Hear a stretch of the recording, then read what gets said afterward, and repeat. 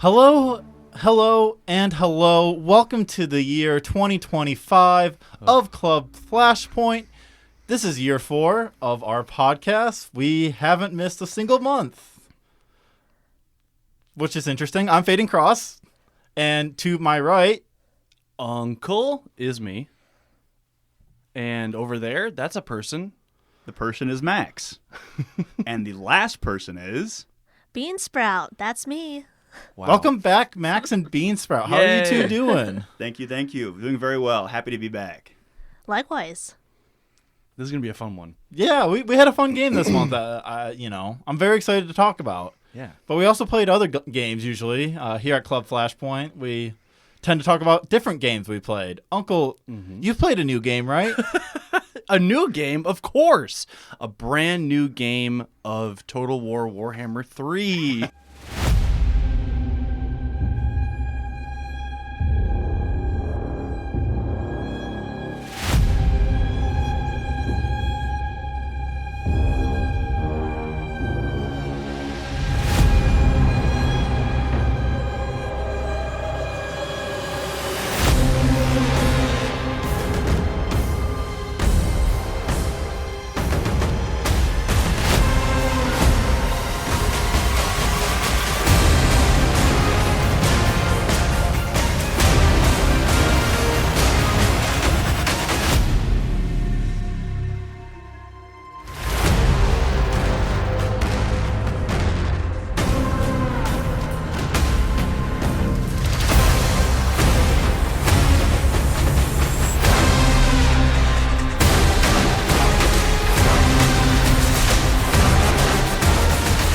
That's a game the listeners have never heard of. I've certainly never heard it come from my mouth.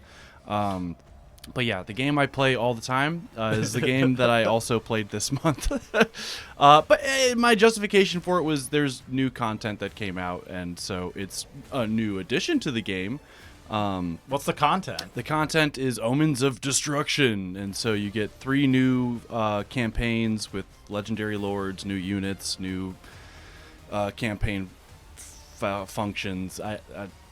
It's just subtle variations of the exact same formula. It's if you don't like Total War, it's not for you. And specifically if you don't like Total War Warhammer, which a lot of Total War guys don't, you're not going to like this. But functionally, what it did for me was it made a faction I had always really wanted to play, the Ogres, actually playable. Like, you could actually do a campaign and it would be fun, instead of not fun at all and have very little flavor or variation, which is what it was like previously. So so this is like an update to the Ogre faction. Essentially, yeah. This is an overhaul, which is the way you kind of want it to work. If you're going to pay, $20 or whatever for this kind of content, you do want a significant update to the gameplay or the formula.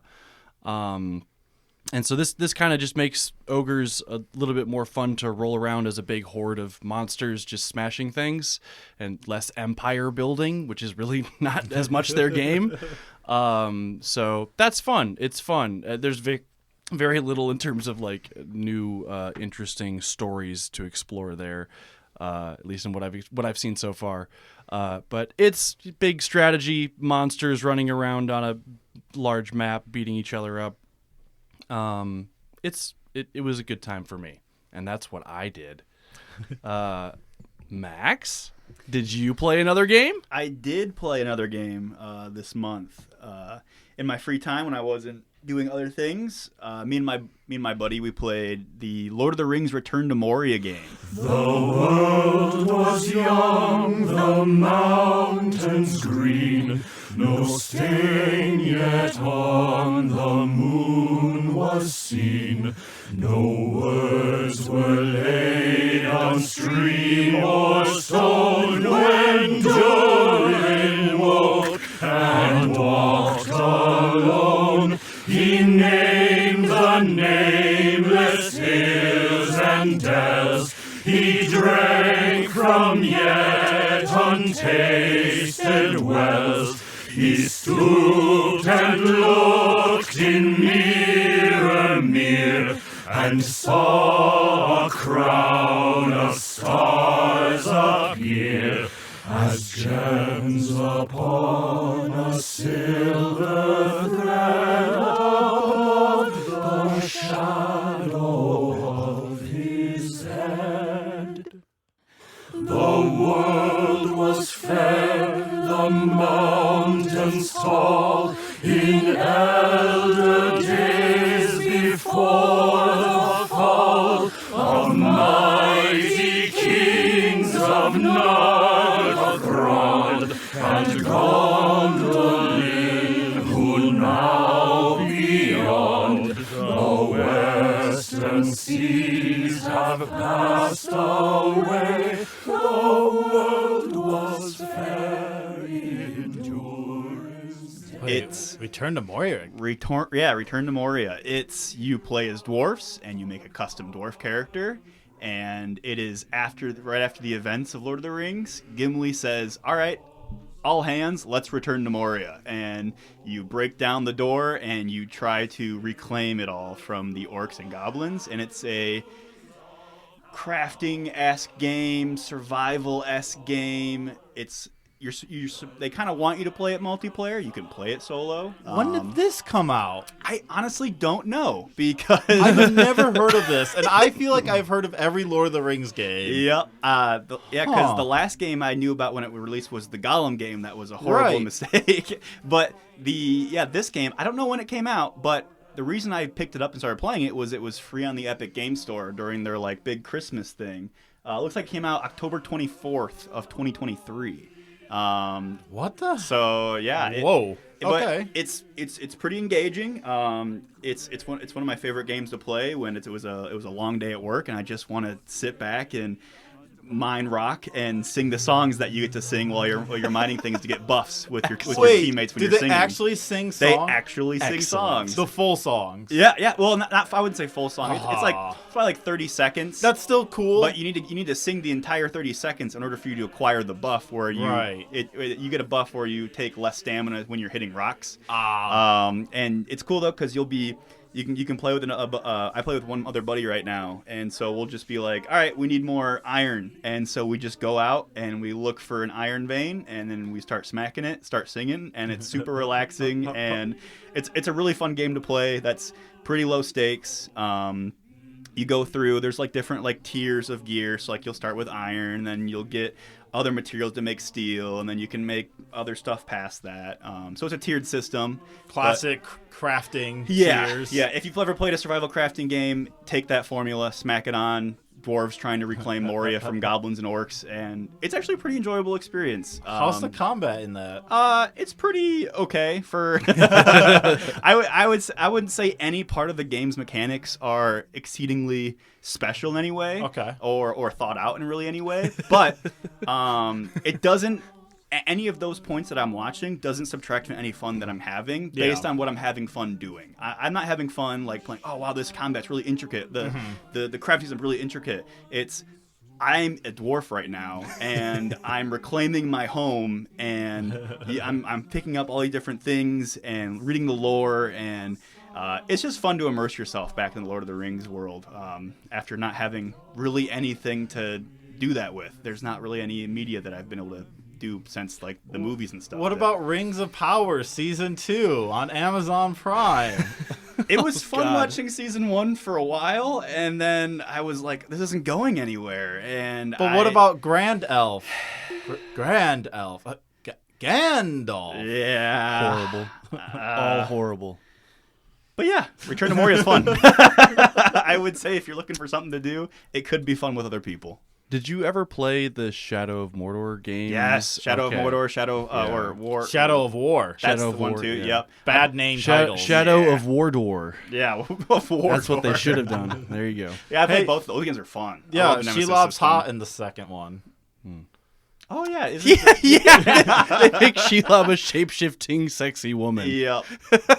Easier to sell. I forgot about that. I truly. It's like an essential element of the plot too. Yeah, I remember that. Actually, that was when I first tried playing that game. That was the first time I stopped playing. I stopped my playthrough there and had to restart because I got tired of playing it at some point for that game. But Yeah, the Nemesis system. Ugh, so much fun. What a waste that it's not being used in any other game right now. Well, it's because it's patented. It is I know. patented. Yes, that's what I was alluding to.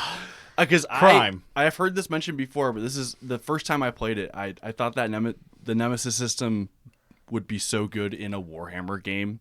You set it on a demon world, and you're either a Chaos Space Marine wrestling and controlling demons, so then you can justify the domination aspects. Yeah. And I don't know, like that felt like that was an idea that could go somewhere. Give me a Nemesis system in like a Mahjong tournament game. Yeah, no, I mean it works in a lot of different formulas. That's yeah, for any game. That's why I was so upset when I learned about the patent and everything. Because when the game first came out and I just played it and I beat it without learning about anything else about the patent or anything, I'm like, oh my gosh, this is awesome. All future games are going to have this awesome thing to look back onto and be like, we can have real interactions on characters in games and have impact and have fun stuff. And then they said, no, you can't. Well, now they're saying, yes, you can. AI slop. Yeah. No. AI slop. No. Would you like to take a quest for 3 fish? Yeah, because everybody loved the Radiant quests in Skyrim so much, that's right? why, yeah. Isn't that the best part? I knew someone who loved those. So Really? Oh. You know, sometimes Skyrim is just your only game, and you just get in, do a few Radiant quests, and call it a good day. No, I think the worst part about that game when I was trying to like beat all of it was doing the Thieves Guild and having to do 5 Radiant quests in each hold, and then you can become the Master Thief or whatever like that. And I'm like, Terrible. let me do something else. Bean, Bean, what have you been playing this month? Well, I've been playing Unpacking.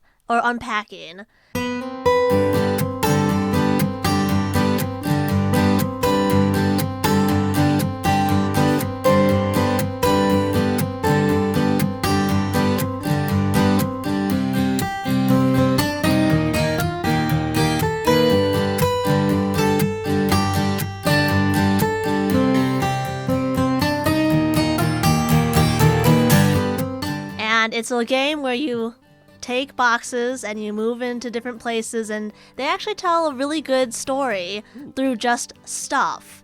I made it much more complicated when I did a first game through. I moved everything around. I moved stuff around. I made it all work. I put places in my mind where I would put them.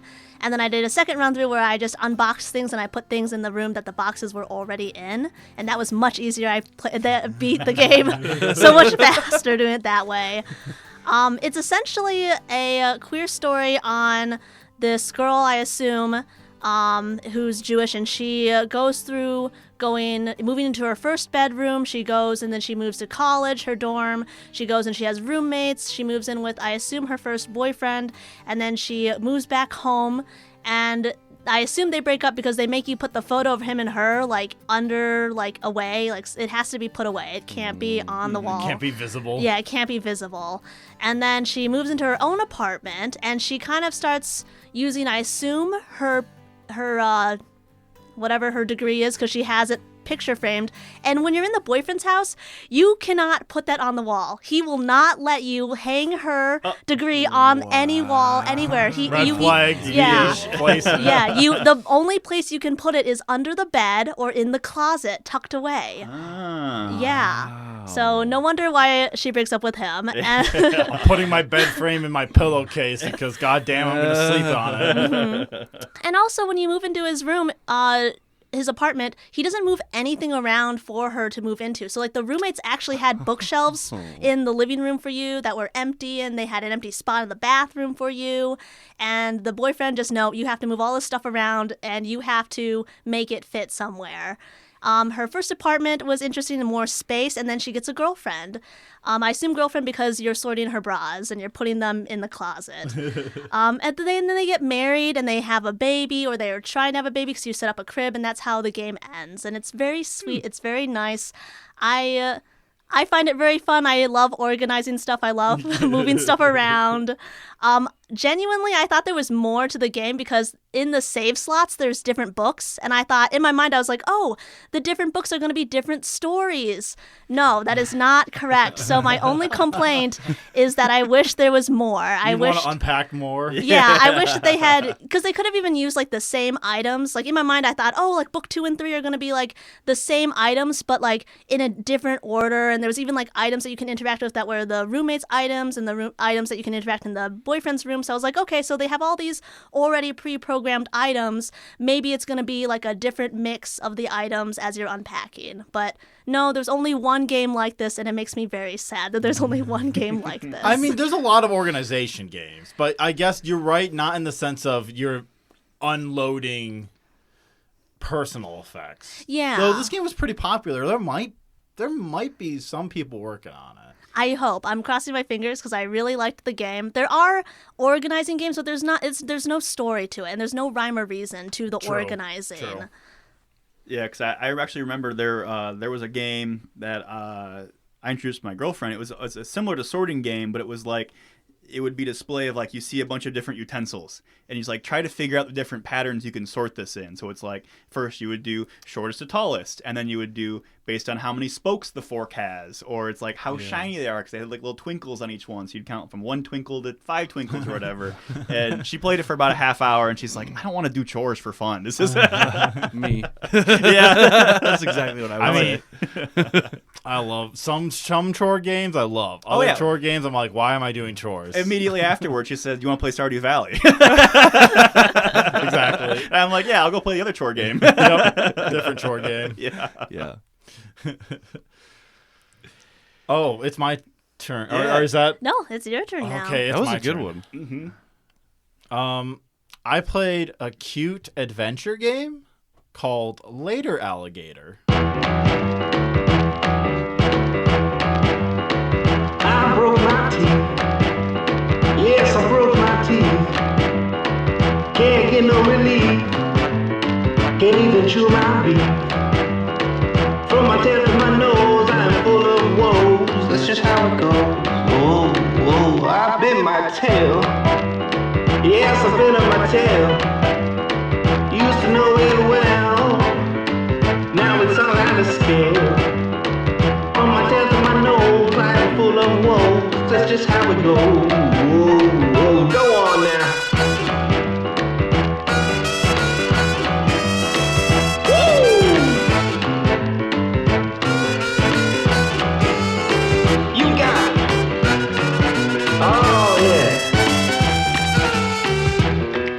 Which takes place in a New York City populated by alligator people.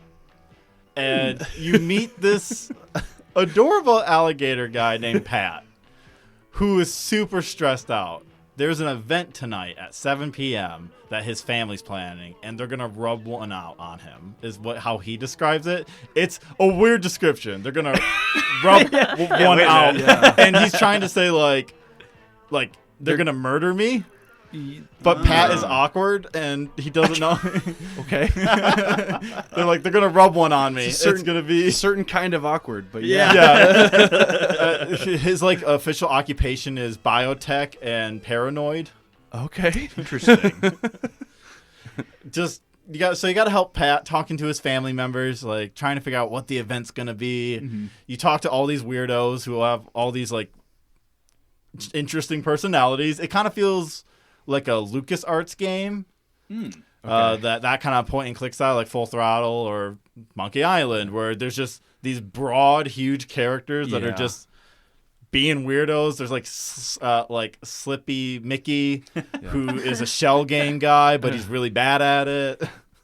It's almost like the point is to be remembered more than anything else for each character. To be really rememberable. Yeah, but it's interesting because they also they're concerned about the family tree. As you every time you talk to a family member, you have to do these mini games. And if you do these mini games, you collect their family portrait and you fill out this family tree to figure out who's related to everyone. Okay. It's kind of a nice little thing. I met Pat's big brother, who is this it's like Gentle Larry or something like that, and he's this very. They all have mobster names too. Is the thing, and they're all some of them are dressed like mobsters and.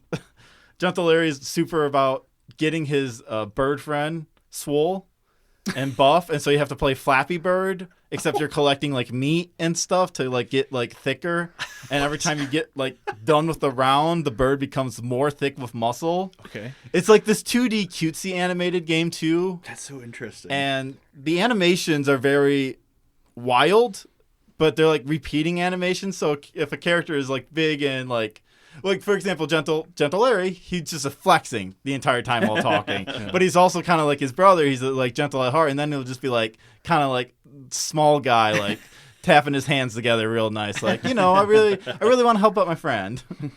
So you get all these weirdos. Every single one has a mini game. One of my favorites was so this one woman did kill her husband somehow. She's a Black Widow. That's like her official occupation. Mm-hmm. And her children have to split his inheritance. So you have to play this mini game of giving the children the right items to make sure both are satisfied with how the inheritance is split. Things like a claymore or Interesting. or the urn itself. Just random stuff. Very weird characters. I highly recommend. It's a short game. Mm-hmm. You can't get through all the mini games in one playthrough, but you can go back and play more. Seems almost like a silly, interesting WarioWare game. It kind of is a WarioWare game. Yeah, like short little games. Very, very colorful characters. I love the old grandpa saying, "I can't hear on account of the war."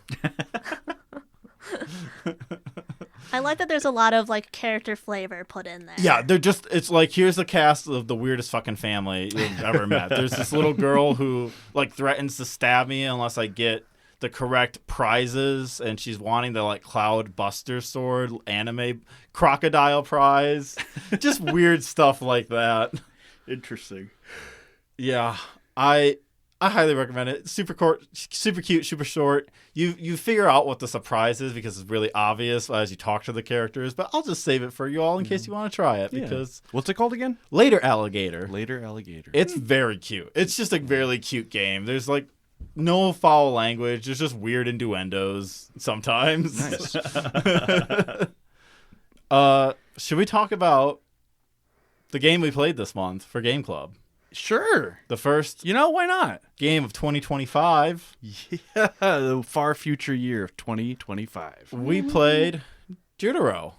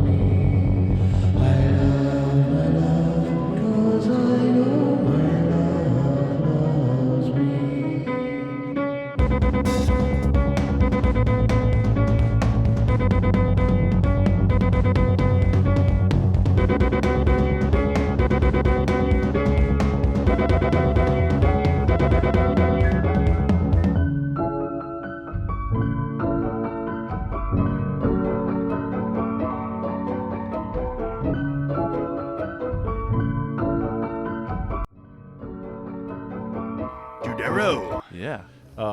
Classic What? Classic. Classic Judero. The classic that's been out for, 3 months now? Like, Classic 2024 game. yeah.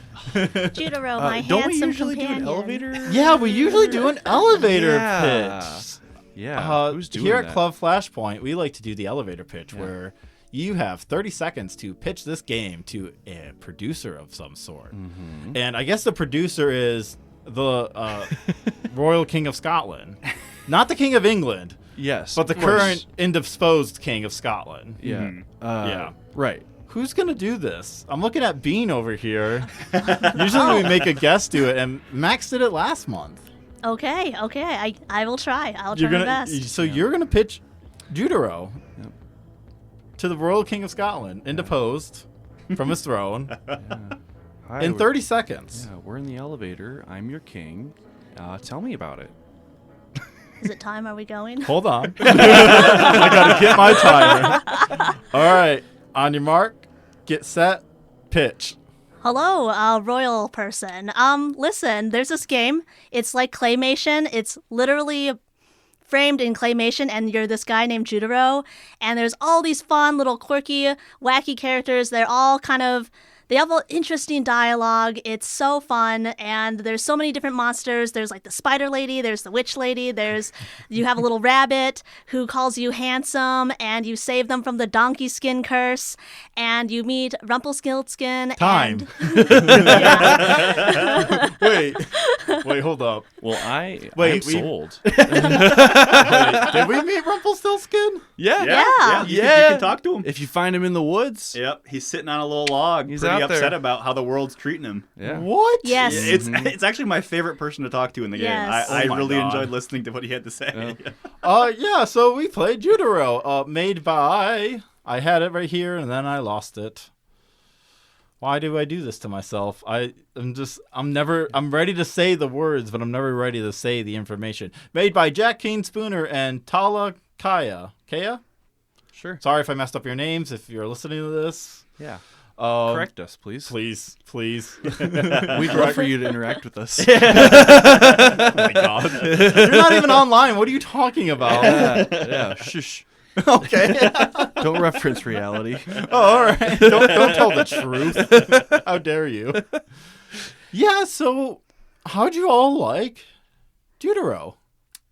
I loved it, actually. The first time I saw Judero was when I saw the Kickstarter for the game initially, and that was at the point in time where me and one of my best friends we really enjoy watching really crazy weird movies, and our most recent kick was stop motion. We're like, what are just all the different stop motion films that exist, and let's watch them. And then more specifically, we were looking up stop motion horror films, and so I was just searching up stop motion, and I was looking up horror, and I was looking up stuff like that, and Judero came up, which isn't a horror game, but Scary at one time. yeah, there's some definitely spooky elements to it.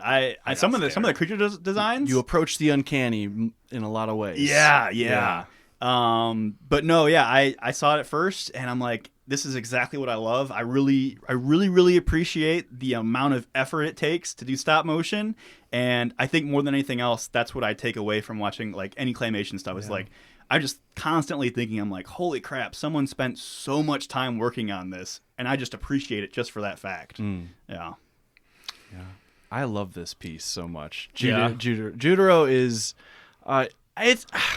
I don't want to read too much into it. I don't want to be over dramatic and melodramatic, but I think the game can be pretty over dramatic and melodramatic. But I think it is a beautiful piece of art. I think it is an expression of love in a lot of ways. That's how I experienced this game. It's got a lot of love. It's got a lot of love. Everything was a tactile, real thing that was made in the real world and then photographed and translated into a digital format for us to experience. It's a really cool handheld, hands-on DIY video game made by a very small number of people who had some really, really neat ideas that they very lovingly put just incredible on the talent screen behind for this us. artistically. So cool. So original. I think the word like passion project is thrown around like willy-nilly all the time, but like this one, this is obviously a Yeah. passion. Like they really, really wanted to create this, and Yes. they brought it out, and I'm so happy they did, because it's such a fun experience to just Yeah. play through that game. It's even almost weird calling it, at least in my reference of a brain, like calling it a game. I always see it as an experience for like a lot of these things. Yeah. I think like previously we had said in a different podcast where like games can very easily mimic movies and stuff like that. And I think it's pretty interchangeable, where a lot of that medium can just be, this is a really cool experience, whether that's a movie or a game or something. I think it pulls out of its genre that it's in and just like, this is now a whole experience on itself. Yeah, it's just so neat. Bean, how about you? I agree with what everyone is saying. It really was full of love, and it was really interesting and unique. I loved how every character you interacted with, if you went into the town and talked to people inside their homes, everyone had something to say. Everyone had so much character and flavor to say. Like the one person said, a mother always, mourns till the grave. Yeah. Or, there's no true love without a salt of... Without a bit of salt. Yeah, without a bit of salt. Love yeah. that quote. Ooh, one of my favorites, if I can interject real quick go before for I it. forget. The most the most blessed verb is to do. The most cursed verb is to have. I really liked that Yes, one. that one was very Sorry. good. No, it's I- okay. If I hadn't mentioned it right away, it would have been gone forever. So many just some brief, beautiful expressions. And there were so many characters that even, like the monsters, like if you were in the boat, you could run into the Loch Ness monsters, was I assumed it was. Yeah. Yeah. Yep. Even like the spiders, like they called them wee creatures. Just everyone had a fun little name.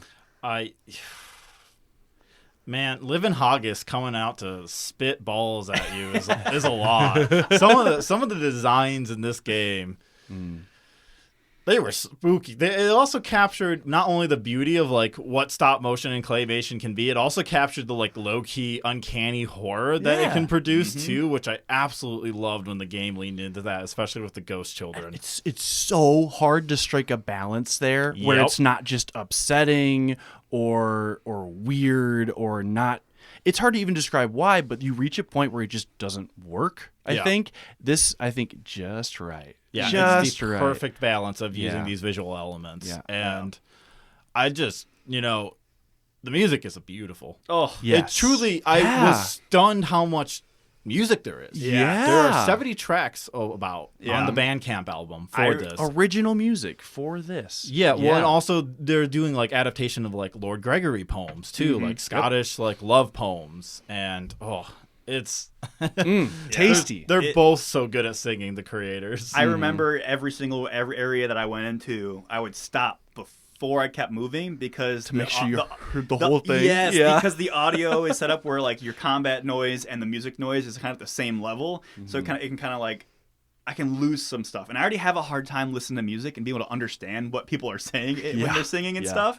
So I had to really sit down and just stop. But I enjoyed every part of it. It was just like when I consider myself much more of a caveman gamer, where it's just like, I can skip dialogue. Just give me to the meat of the game. I want to beat stuff up. Mechanics. But this game was definitely a game where I stopped and I'm like, did I hit every? I better go back around and make sure I hit every single person to talk to, so I can hear what they all have to say. I want to hear all of their poetry they have to come out with, whether they're doing poetry or they're singing or they're doing different stuff. Or if they're adorable Staffordshire who loves berries, you can always trust a dog that loves berries. Yeah. Truest statement ever. Game put a gray pity Staffy into the game and is beautiful for it. Yeah, it's awesome. It's just so much fun to look around every corner and see something truly unique. And I think that's what I appreciate probably the most out of this game is just how unique it is, how much that you aren't going to find this somewhere else. It's very much its own thing. Yeah. Paraphrasing from the making of video you can see when you buy the game. It's a part of the extras. I'm paraphrasing, but you can see the brush strokes in this game. Yes. Like that's something the creator said he felt it was missing in a lot of other games, is you can't necessarily see, hands-on how each part is put together. The average person can't. Right, like games take a lot of manual labor. Yeah. And this is a game that very literalizes, here's actual manual labor Yeah. you can't ignore, to the point that the title screen is taking the pictures of the Judero, like lifting up his arms and just doing step by step by step, like just frame by frame by frame, showing you, yes, human hands made this game. Like all games, like all stories and fairy tales, human hands have to make these things. Yeah. At least if we want it to be art. Yes. Yes. It's not art unless human hands make it. Yeah. So good. Should we talk about like mechanically what this game is? Because we're kind of talking around like, the experience. I would say it's like a very scaled back caveman prehistoric Diablo. Like you're running around beating a guy up with clicks. And there's different monsters that move around at different speeds, and a lot of the boss fights are more or less just bullet time events where you're trying to dodge little glowing orbs and then click on the right spot at the right time. It's you can level up your guy if you want. Buying abilities. You can buy abilities, or you could just completely ignore all the abilities and navigate the game without ever leveling up. Really, you could. You can get little followers that help you in combat, like a stick and a seagull, and a rotating fireball. Yeah, what was everyone's favorite follower? See, I actually missed the seagull. I only found out about it through when I was watching somebody else's playthrough of the game, and I'm like, because I was looking at Steam achievements, and there's one where it's like buy all the items, and I thought I searched every store to buy all the items, and I missed the seagull. Yeah. It's a hidden shop. Okay, well, there it is. Yeah. It's a hidden shop by the giant Carlisle man. I love the Carlisle area. Yeah, Carlisle. Carlisle. Bean, do you have a favorite familiar that you got? Oh, I think I also really liked the seagull, but good. It's hard to say because again, every single element was so full of love and so important also in a lot of different ways. Like even like the monsters you fought, like some of them were helpful and nice, and they had tragic backstories. And I think it was very much this is set way back in the time where tragedies were just these poor people were exploited essentially. It reminded me a lot of back in high school when we read Beowulf and then we read Grendel. Beowulf, interesting. Yeah, interesting. Yeah. Well, just the idea of that, like, you have the folktale that you hear from the hero side, and then after you're done fighting the boss, you complete the story, and then you hear the Grendel part, where you hear words like, I'm actually just a person or a thing that happened to me, and then here's all the events that led up to why I am the way I am, and it was enjoyable to go through all those bosses. Yeah, the game explores that, but it also explores the after meta part of reading folk tales, which I think is really cool. That's folks, if you have an English degree, you're gonna love this game. A degree in literature specifically. If you just love media analysis, agreed. Yeah, it's the part where at the end the game kind of says, "All right, you have to collect the 4 pieces, but also there's a character here that's gonna kind of like talk to you. All right, so what do we think about these stories?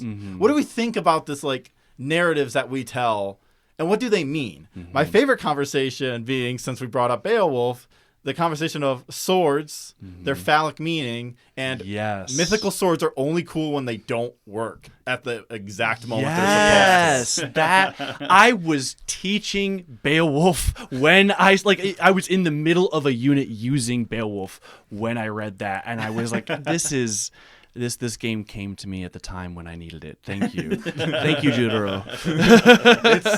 And then also because it's made by also people who get games too. Yes. Link and the Master Sword. Yes. Yeah. Why does Link change to the age he changes to? Why does he need the Master Sword? We're driven by that sexual desire. Yeah. Yeah. It was really fun. Like I said, every single person, they have a lot to say when you go to talk to all these people, and it's usually something profound or something poetic or something that really just makes you stop and think for a second. Which I think is why, like, most people say that the runtime is 4 hours that you'll end up playing the game, but I had more than 4 hours. I really sat there on a lot of dialogue choices and just started thinking. It was a game where I only played it for 3 different game sessions. the first time was I had a lot of time set aside on like a Saturday, and I just kind of sat down and played the game. The second time I played it, it was kind of like in a rush after work, and after 15 minutes of playing, I'm like, no, I don't want to rush through this. I want to play this game when I have time to sit down and just read everything and go through it all. Yeah. And the third playthrough I did was the day I set aside time to where I had the rest of the hours I needed to play through the game and listen to all the dialogue. Yeah, I played via my Steam Deck, and I had multiple start and stop sessions, but it was also during my work break, so I got, like, I would like type on my Google Doc notes I wanted to just sit there looking at it while I'm walking around the warehouse. Is like, man, this game. Yeah. Well, shall we go into the quote unquote bosses that you fight? Sure. Yeah. Do you have a boss you wanted to talk about? I want to talk about all of them, honestly. Oh, yeah? I mean, the first one I did was the spider lady, Evelyn. Yeah, Evelyn. And she was the daughter of the animations. Yes. Yeah. She was the daughter of someone in the first village you kind of go to, and the preacher. Oh my gosh, he said that he did not know she could talk. That was horrifying. Yeah, that's the first part where I was like, "Holy crap, this is heavy." Well, and then I love the mother's response. Oh, the wicked preacher had his way with her. Typical. Yeah. Mm-hmm. Yeah. And I'm like, damn. But everyone in the village was saying that she had stolen a baby. Right. Yeah. It's her baby. Yeah. Heavy.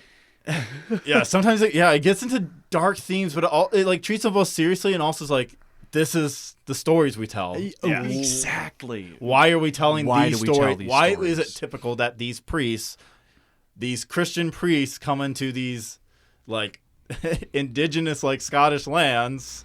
Because this all kind of takes place like on the border too. That's why the Men from Carlisle bit is so good. Yeah, is because the fortress of Carlisle like being a source of occupation. Mm-hmm. God, this I feel like you can just go in so many different tangents because it's like the priest represents this intrusion of this force. There are lessons in history here. There are lessons in literature here. There are lessons in philosophy here. And it's just a short, little, cute, artsy game. Yeah. Like, it's fabulous. It packs so much in. And, like, in a way, it's hard to see. This is kind of like why I like Norco. It packs so much in with its little space as possible.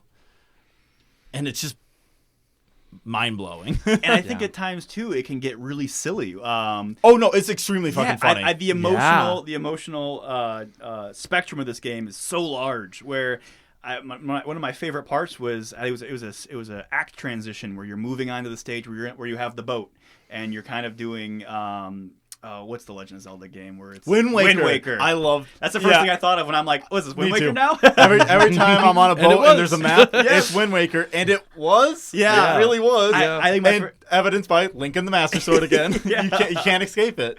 I think my favorite part about the game was when he was like, I can't remember exactly the quote that it was. But it was the introduction of his ape buddy. Yeah, I love them. And then the monkey, he's like, I fear I'm losing my mind. At least I have my monkey friend. Yeah, I thought that was just supposed to be the biggest joke, and it was like, oh, I'm losing my mind. The sea is endless. This is crazy. But thank God I have my talking monkey friend.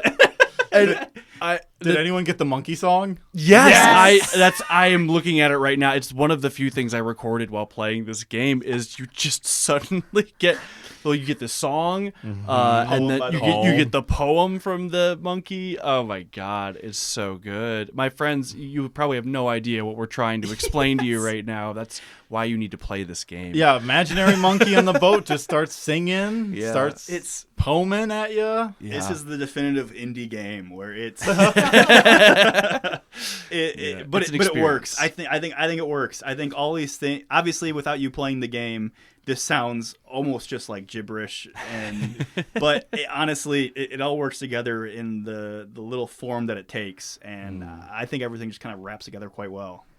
It really does. I think having the tragedies and the humor, it was such a good mix of the two, because I felt like it was just only laughter. You wouldn't really get those high notes without those low notes. Yeah, it effortlessly weaves between both modes in instance, lightning quick, and it doesn't feel abrasive. It doesn't feel unnatural. It's leaning into the fairy tale aspect of this. One of my favorite scenes, just thinking about it, is the cow scenes with Mob.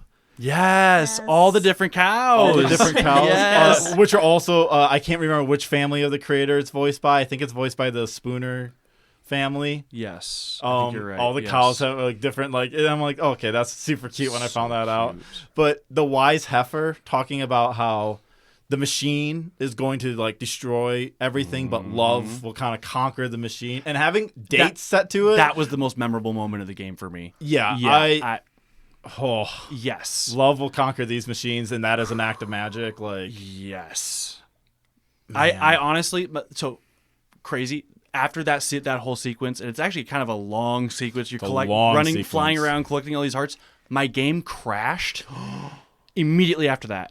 And I had to do it again. I was like, I get to do it again. I get to hear that speech again. I get to hear the voice. So it was kind of funny. The game crashed, and I never would have gone back immediately and done that again unless it had. I was so grateful for that. And I thought that was a nice, neat little lesson within the game for me.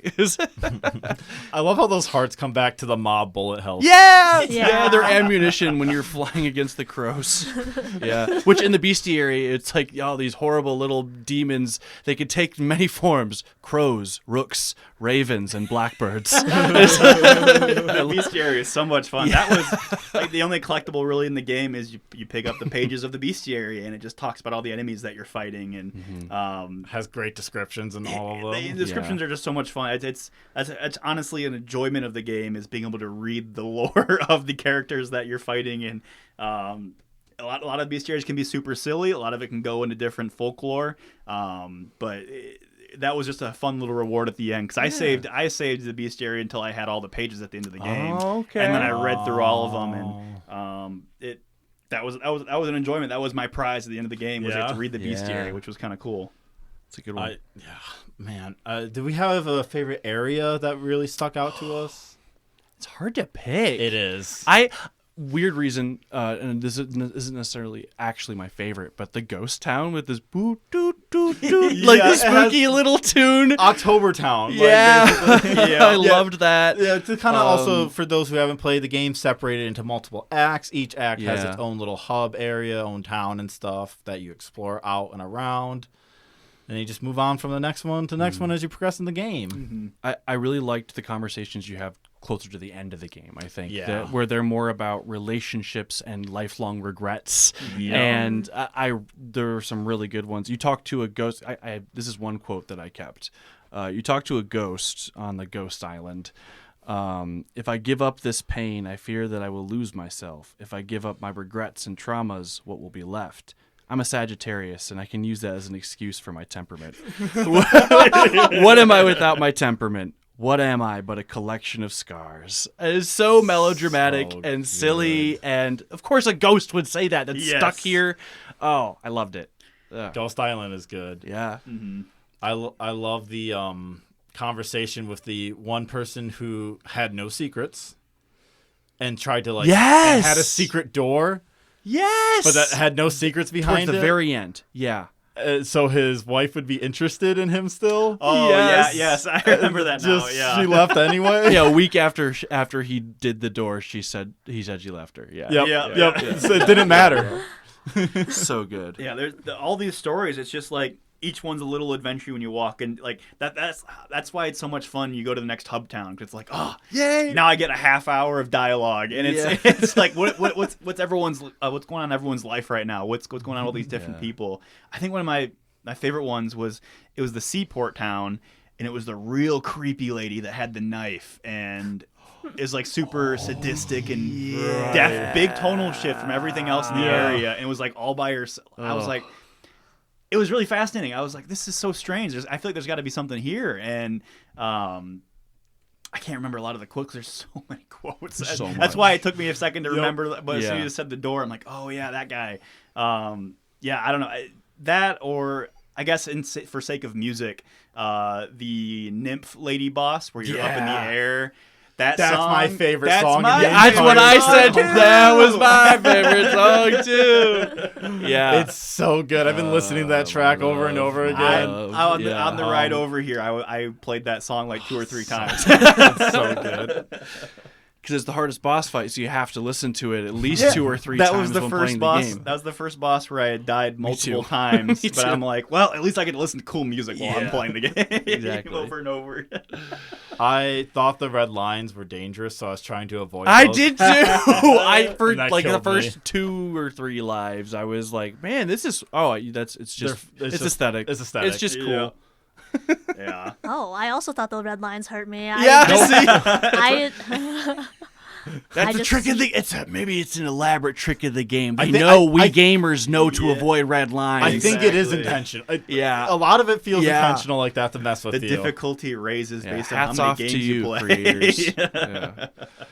Oh, so Bean, good. do you have a favorite boss? favorite boss. Or more bosses you want to Just talk more about? bosses. Yeah. Well, I really enjoyed how every town had a little. They would ask, like, some of them would ask you to do things, and their little knowledge on understanding some of this stuff, it was just outdated for them. Yeah. Like when Yep. describing like the conjoined twin brothers. Yeah. Yep. Saying that, oh, he was a mermaid fish mixed with a cat, mixed with a dog, mixed with, explaining this person. And then their diaries where it's like, do not read their diaries. I didn't at first. I was like, no, I'm too curious, and then I did. Oh yeah. Yep. No, I also didn't at first, but then I was like, no, I think you're supposed to interact with this. You are. Yeah. You are. Yeah. I feel bad. Yeah. Yeah. And then also just like the dragon on the Yes. seaport. Ooh, yeah. I love the design of the dragon. Yeah. That one was fun. Going to something we haven't mentioned. On top of hitting things with stick. Oh which is- yeah, you possess monsters. You Single eject your most and soul later- out. mechanic in the game. and later you summon them to solve cute, tiny little baby puzzles. Yeah. So good. I love. I love the like possession to like for the dragon fight you have to take possession of a little spider and go into the dragon's mouth and then like eat its heart. Eat its I heart think my through its favorite throat. part about that is the music is all. That's my second favorite Yeah. soundtrack. Is that one? Yeah. But then as soon as you swap to the insect and go inside it, it's almost as like the Diegetic songs. music The was song's playing on a record, and you're like forcibly slowing it down. And Yeah. it's that exact sound that if you ever heard like a record play like that, and you slow it down with your hand. yeah. The music track just slows down as closer you get to the heart. So good. Yeah, it's So many little choices here. So many little brush strokes. And you can Yeah. see them all. You can see them all. It's smart. It's just a like refreshing sort of take. I know, there was this one claymation-ish sort of game back in the day, the Neverhood. It's the Steven Spielberg produced one. Don't know it. I haven't heard that It's one. like no. a PC adventure, point-and-click adventure game. Okay. Like that's the only other one I can think of. That one's like stuck in my head as a kid. Like so my cousin had a CD of this. Core and- memory. core memory, and I couldn't figure out how to do anything because I was a dumb kid and I don't know adventure games. That was Lego Rock Raiders for me. Rock Raiders. What? A baby RTS for babies. I guess. Wait, it's an RTS? Oh yeah. Yeah. Oh yeah. Yeah. What? Yeah. I wouldn't have guessed. I thought it'd be like mining since they're called Rock Raiders. Well, it's a mining RTS. Oh, okay. Yeah. Oh. Huh. Learn something new. Yeah. I'm pretty sure it was called Rock Raiders. Who knows? Maybe I'm making this up. That'd be neat. That'd be neat. New game unlocked. It's fake. Yeah. What do we want to talk about? Like, Guys, just go play it. Yeah. It's Go buy and play this beautiful work of art. Yeah, That's, and that's- somebody worked really hard on this, and you need to save up your pennies and go buy it. uncles in teacher mode. That's right. I can say it the best. It is like it's what matches my definition of work of art, where art for me is anything that can make me feel an emotion in a way. And so if it's a piece of art that I don't like or enjoy, I think that's still good art because it made me not like it. It made me from an emotional state of neutral to upset because of how I looked at it and I thought about it. It helps you trace the lines of who you are and what you care about. Yes, yeah. And this is one of those art pieces where I'm like, give me more. I just want more of this. And they're coming out with more. I was going to say at the end, I'm like, shameless plug for them. There's another game. I think it's on Kickstarter right now. Yep, they're Kickstarting right now. Yeah. Just in time for us to talk about it. Yeah, it's all like... Machina. Yeah. I think that's what it is, yeah. Yeah, you can play as a cute little robot digging underground. Digging stuff up. Finding little treasures. Yeah. We'll definitely be picking that one up, Go too. give them a kick in the start. Yes. Yeah. Do we have a favorite creature? Just like a normal mob creature, like a little enemy? That's a good thing to talk about. I just want to keep talking about this game. Yeah. I think that's the best way to talk about it. Is like there's just pinpoint things. Everything's so unique. There's no real stream of things. Each guy gets a little intro to the first time you meet movie. every little minion. Yeah. You get a little stop motion intro movie. The men from Carlisle. Yes. It's so funny. They are my favorite. The men from Carlisle. Carlisle. Game on. And then they start charging you, swinging their fists. Big bully boys. They're just soccer hooligans. It's so good. But also, I like the little jack-o'-lanterns. They're so cute. I think my favorite might be the fire sprites, though. I just like them. They're funky little guys. Little elephant snout they got too. Yeah, Like little fire mosquito nymph. I like the wizards that are just saying They're good. like their spell names and they're saying in the weirdest voice. Try some of this, or like, how about some lightning? Lightning. Yeah, those are good. Bean, do you got a fave? I also really liked the fire sprouts, but I also really liked the spiders because they're just called little wee beasties. And I just, in my mind now, every time I see a spider, I'm like, little wee beastie. They look like little coffee beans to me. I think they might be, right? Like, they might just be. be coffee beans with like pipe fitting on them. Yeah, they're so cute. Not pipe fitting. Pipe cleaner? Yeah. Yeah. What's those? The fuzzy Yeah, pipe cleaner. pipe cleaners. Yeah.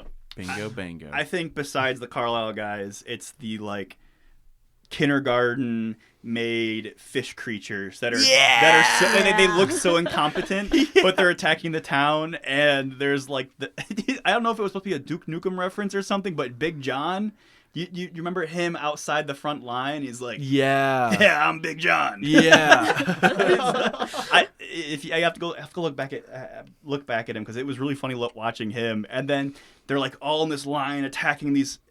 You look at it you see their point of view first, where they're just attacking into the distance with all these like weapons and stuff, and then you look over and it just seems like sloppy little guys, like blocky, waddling towards them. I don't even think they have an attack. I think they just touch you and you take damage. Yeah. And so they just seem like just walking around minding their own business, and then the dialogue from the humans is like, "Oh my gosh, they're coming! Yeah. Look out! Hold the line! Hold the line!" I love their king too. Funky little guy. Man, like running around, you have to kill his like conga line. Yes, conga line of shark people with legs or he something. Like sings with a weird vibrato too, or like, Yes. "Oh," or something like that. So good. I love the bonus mini games in the game where you possess a certain creature. All the rewards you get. Did you get the Reagan Pagan spell?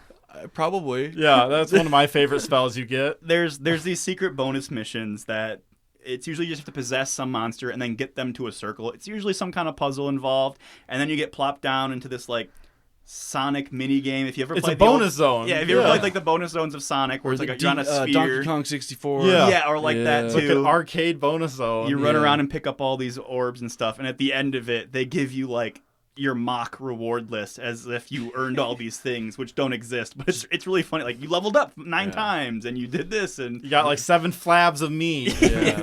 Skin for toughness. Yeah, skin for toughness.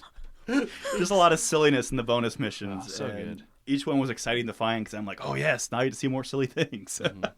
How do we feel about the stealth segment in the castle? Going through the jailhouse. Yeah. I kind of liked it. I really liked it. Yeah. I could see how As a little spider. Yeah. Yes. I could see it'd be really frustrating if it took a large amount of tries, but I think I got lucky with it, and I was like, you have to guide the guy into the room, and then you quickly go shut the door behind him. Yep. And, yeah. It's this very soft and forgiving game. Yes. Yes. That I was thankful for that too, especially with short games like this. It's just keep it going and keep moving after past a lot of these mistakes. But it was fantastic.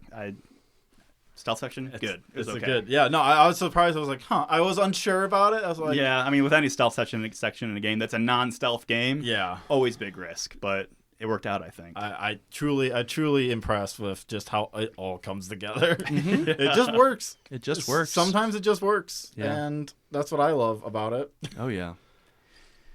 Do we have any last thoughts we want to hit on?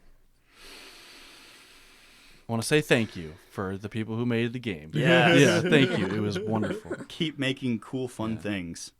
It felt like a warm bath to play. The game would have been perfect to play in the bath.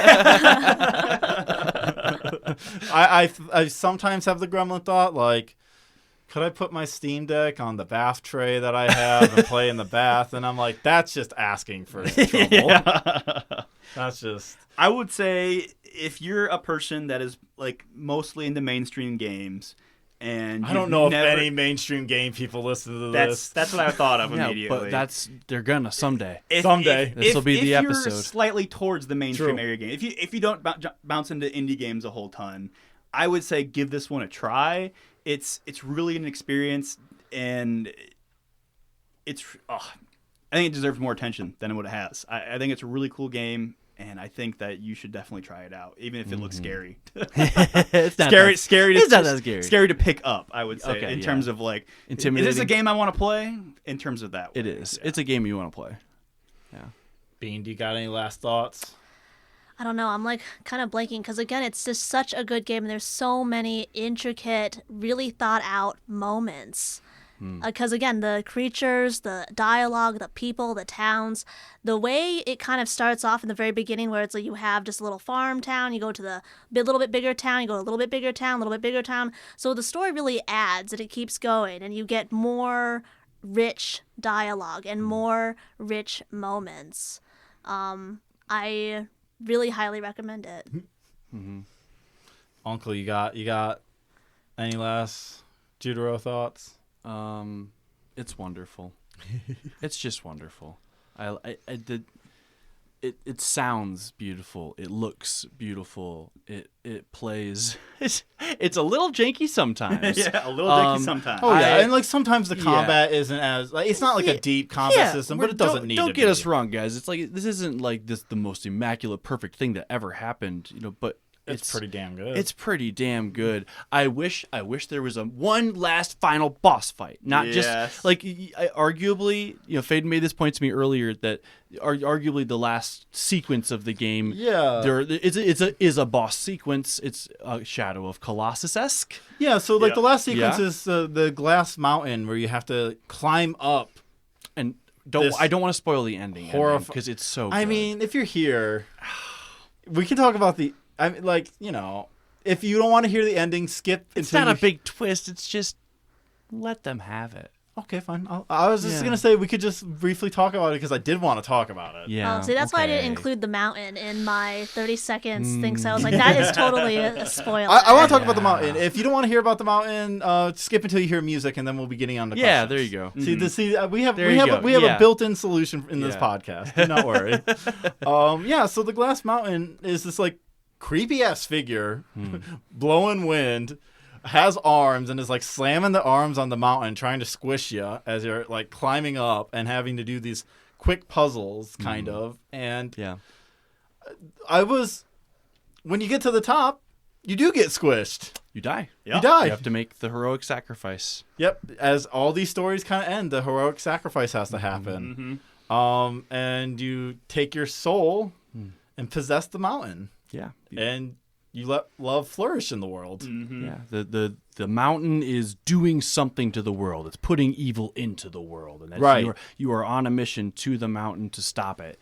Yeah, the And- mountain's introducing evil conflicts, not like Yeah. normal not conflicts. helpful conflicts, not things for us to learn from, but it's poisoning the world with poisoning the conflict. Yeah, conflict for conflict's sake. Yes, which is definitely a commentary on our world. This whole game is a great big and oftentimes directly commentary on the world we live in today. Especially borders. Borders is a huge part since it takes place like in a borderland. Mm-hmm. Yes, it takes place between England and Scotland, and there's a lot of stories about love from different sides of the street, basically. Yeah, and you have to become the engine of storytelling. Yep. Yeah, I think there's I like to read it, at least in part, at least a little bit, as a communist message. Like for me, like this is you must seize the apparatus through sacrifice. You must seize the means of story. You must help shape what we see in the world with love. Love isn't enough to change it. Not alone. It takes action. And it takes cooperation with those you love and trust. And even sometimes you have to say goodbye to those people to continue and do the good thing. Like you have to say goodbye to Mab. And it's very sad. And it's just a little bunny that you see for a couple of minutes in the game. And it's so sad. Well, just the writing between Mab and Judero, for as brief as they get, you're like, oh, these people know each other. Yeah. These people know and love each other. Yeah. Like it's just established relationships very well. Yeah. Oh, I did want to talk about one person, though, we haven't talked about. The witch. Yeah. The witch. Where it's like the witch is built up as the bad guy of Area 1. The end of Act 1 is going to lead up to the witch bad guy. You're like, get into her lair. And you're like going, like you see this like green figure in the fire, go up to her, cuts to a cutscene of Judero and the witch having tea. Yeah. And they're a couple. They're together. Yep. They're lovers. Yep. And he's just like, hey, they're talking awful shit about you. And she's like, it's all right. Let them say what are they going to do? What are they going to do? Yeah. It's one of my favorite moments. It's what they do. It's so good. So good. It's great. Many of my favorite moments is that one. I truly love it. Mm-hmm. I'm glad you saved that for the end, too, because that's a sweet little twist. Yeah. A lot of sweet little moments there. And I love that the game ends with the song is called Lucky Jean, I believe, which is a song about like how stupid the people who are like keep Scotland pure, keep England pure, like all this like sort of arguments and like I will make them think I'm dead to go be with my lover and all that stuff. Like it's very good, very hits the theming. It's on theme. It's really focused, and it has fun in that space. Yeah, I think it's great. Should we go on to questions? Yeah, I think so. Are we feeling questions? Yeah. Play Judero. At the top of all in silver, she was cellars and horses. Many nights had tumbled back down, many sometimes an arm broke. Window watching, globe a flocking, heaps of riders under princesses' eye. Many men groaning, many limbs winding, wounded, mounted, what a mess our neighborhood, and such a shame. 3 more days we must wait still. Golden armor, fatal hill bound, he could climb without a stumble. What a novelty! He was lucky. Yes, he had horsey who flew fire out of his hooves and trod on glass like the grass. Yet he was not saved by the great glass mountain. Birds like dry peas in his armor. Sad as it may appear, scary as it is to hear, we are all bound for her. to speak of. Castle Apex, schoolboy Mary may try his tiny hand to. Spiteful fat clouds, feet are tearing. Oh, I should have stayed home. Staring into the abyss above. All the men whose mortal sin it was just to be daring. Ragged hands failing me.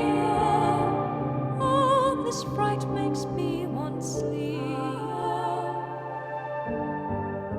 Slumber sweetly as the apple tree frees its eagle to flutter meanly. Flutter free, hither, thither carrion. Foul, I wish to marry him. Pray for sunshine on my day.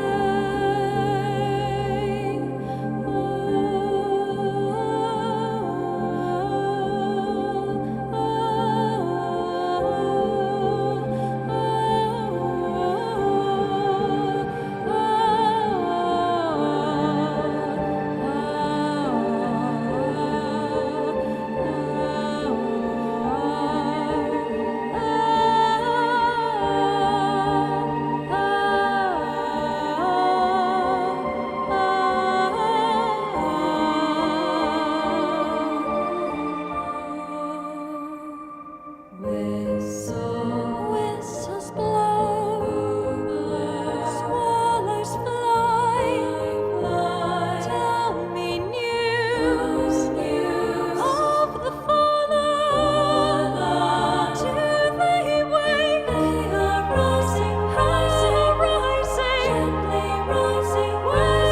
rising, just rising. Oh, the fallen, smiling, what good news. We made it, all us kings and children, all us knights and mothers.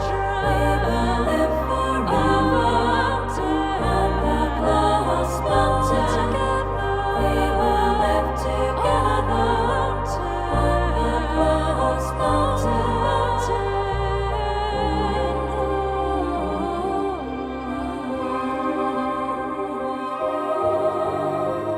At the top of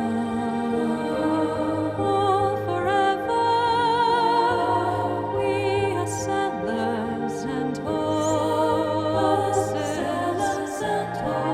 We may stumble, we may sleep, but we have really no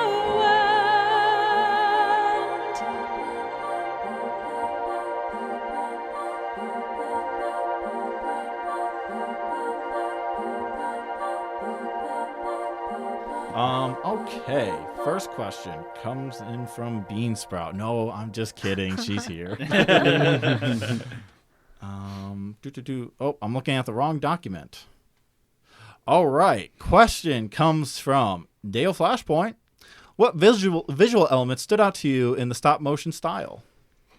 I will say that it is very obviously clay, and you will see, even in like the cutscenes with the little stories, you'll see the clay moving on their arms. Like their skin is not, it's a fluid skin.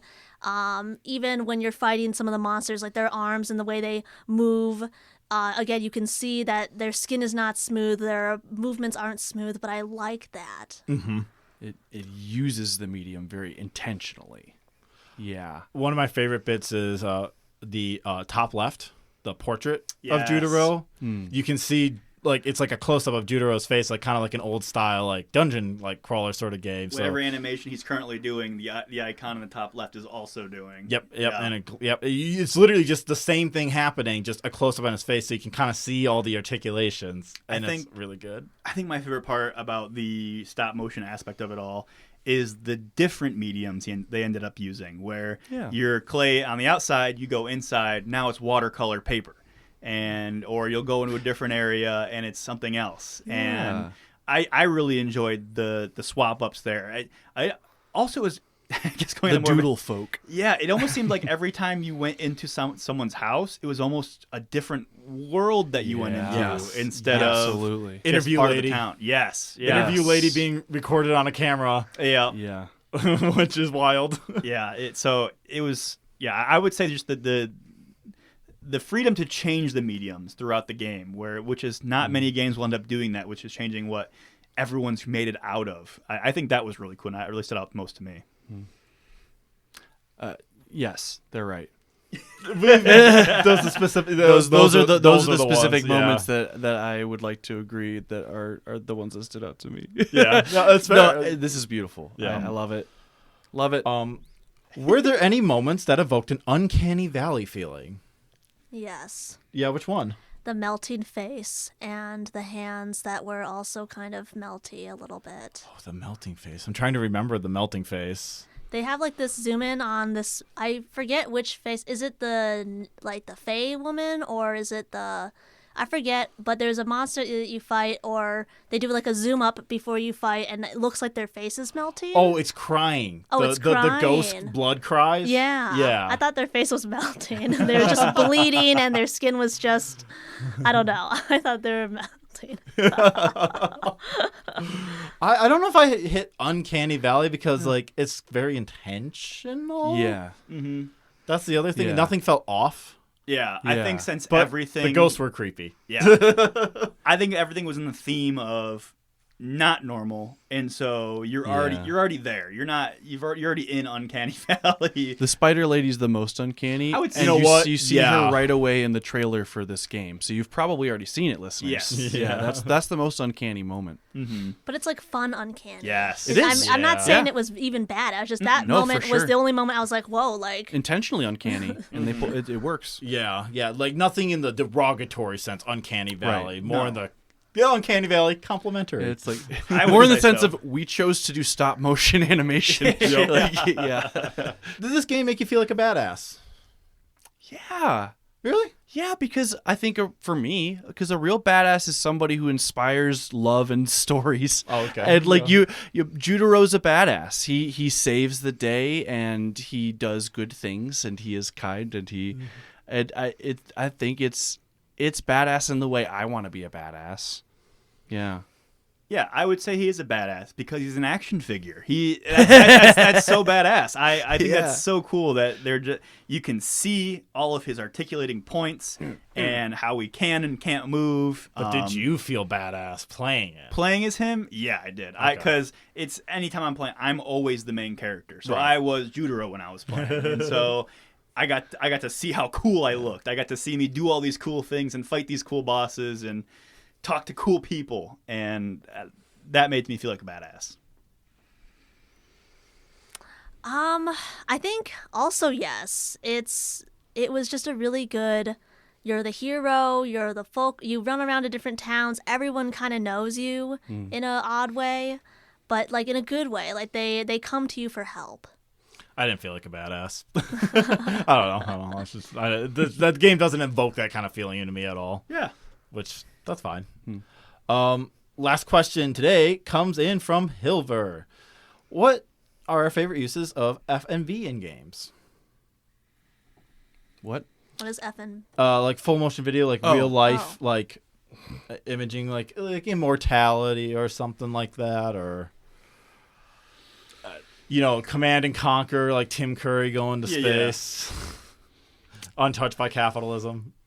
I mean, honestly, like we had said, the intro to all of Little Beasties, all the different little creatures, where you had your stop motion, you cut away, you could tell it was all right. Now you're watching something that was filmed in a camcorder. Yeah. Do you feel like this is the game? You're like, this is my favorite For me, use. that's what I would say. Yes, Yeah. I would say this is the game for That that specifically, too. I Yeah. would say just because I didn't play Command and Conquer, and a lot of other games that use that medium for stuff, but Yeah. this one definitely, this will be my FMV. Yeah, like Judero. Yep. That's what I'll probably end up saying from now on. And everyone's going to be like, what the hell is that? Unfortunately. A lot of the old Star Wars games did that Yep. too. Dark Forces. Never liked it. Always thought it was terrible. I like this game. Yeah. No opinion. No Bean? opinion. I don't play a lot of video games, so this one's just a good one. Yeah. Yeah. I'm trying to think. I'm having a hard time. This is my issue. Yeah. I really can the historical document segments in like Metal Gear Solid count for SMV? Like all the times they use like the stock footage of like test tubes or like nuclear blast, does that count? 'Cause I love those. If you feel they count, I think they could count. Sure, why not? Especially in 4 where it's like this one woman's talking about they just train kids on FPSs these days, and there's like Call of Duty, like someone playing Call of Duty and shit. Terrible. I do love Immortality though.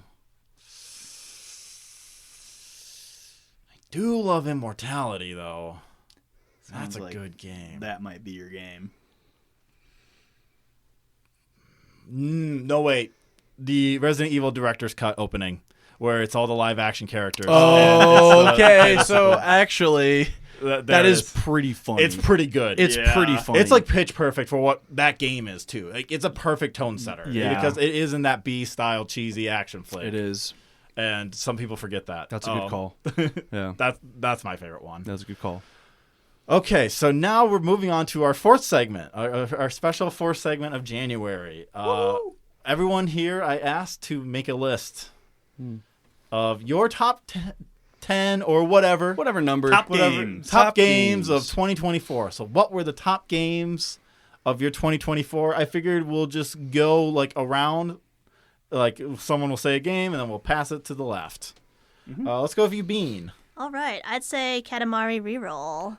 Ooh, you're playing Katamari? Yeah, I played that last year. That was really fun, really good. Yeah, you gifted I that forgot. to me. I was like, wait a second. Yes. Again, another story with just fun dialogue, fun vibes, just silly. I love Katamari Damacy so much. I love rolling up people. I love being a menace, and then your dad's always disappointed. Yeah. I don't really have them. I have a top list. I don't have a top number, numerical, which one goes where. But one of the games that I played this year or last year was Dragon's Dogma 2. And Yes. yeah, I have that on my list. I had played the first one a couple years ago and fell in love with it. And luckily, it was close to when Dogma 2 was coming out. I played that one.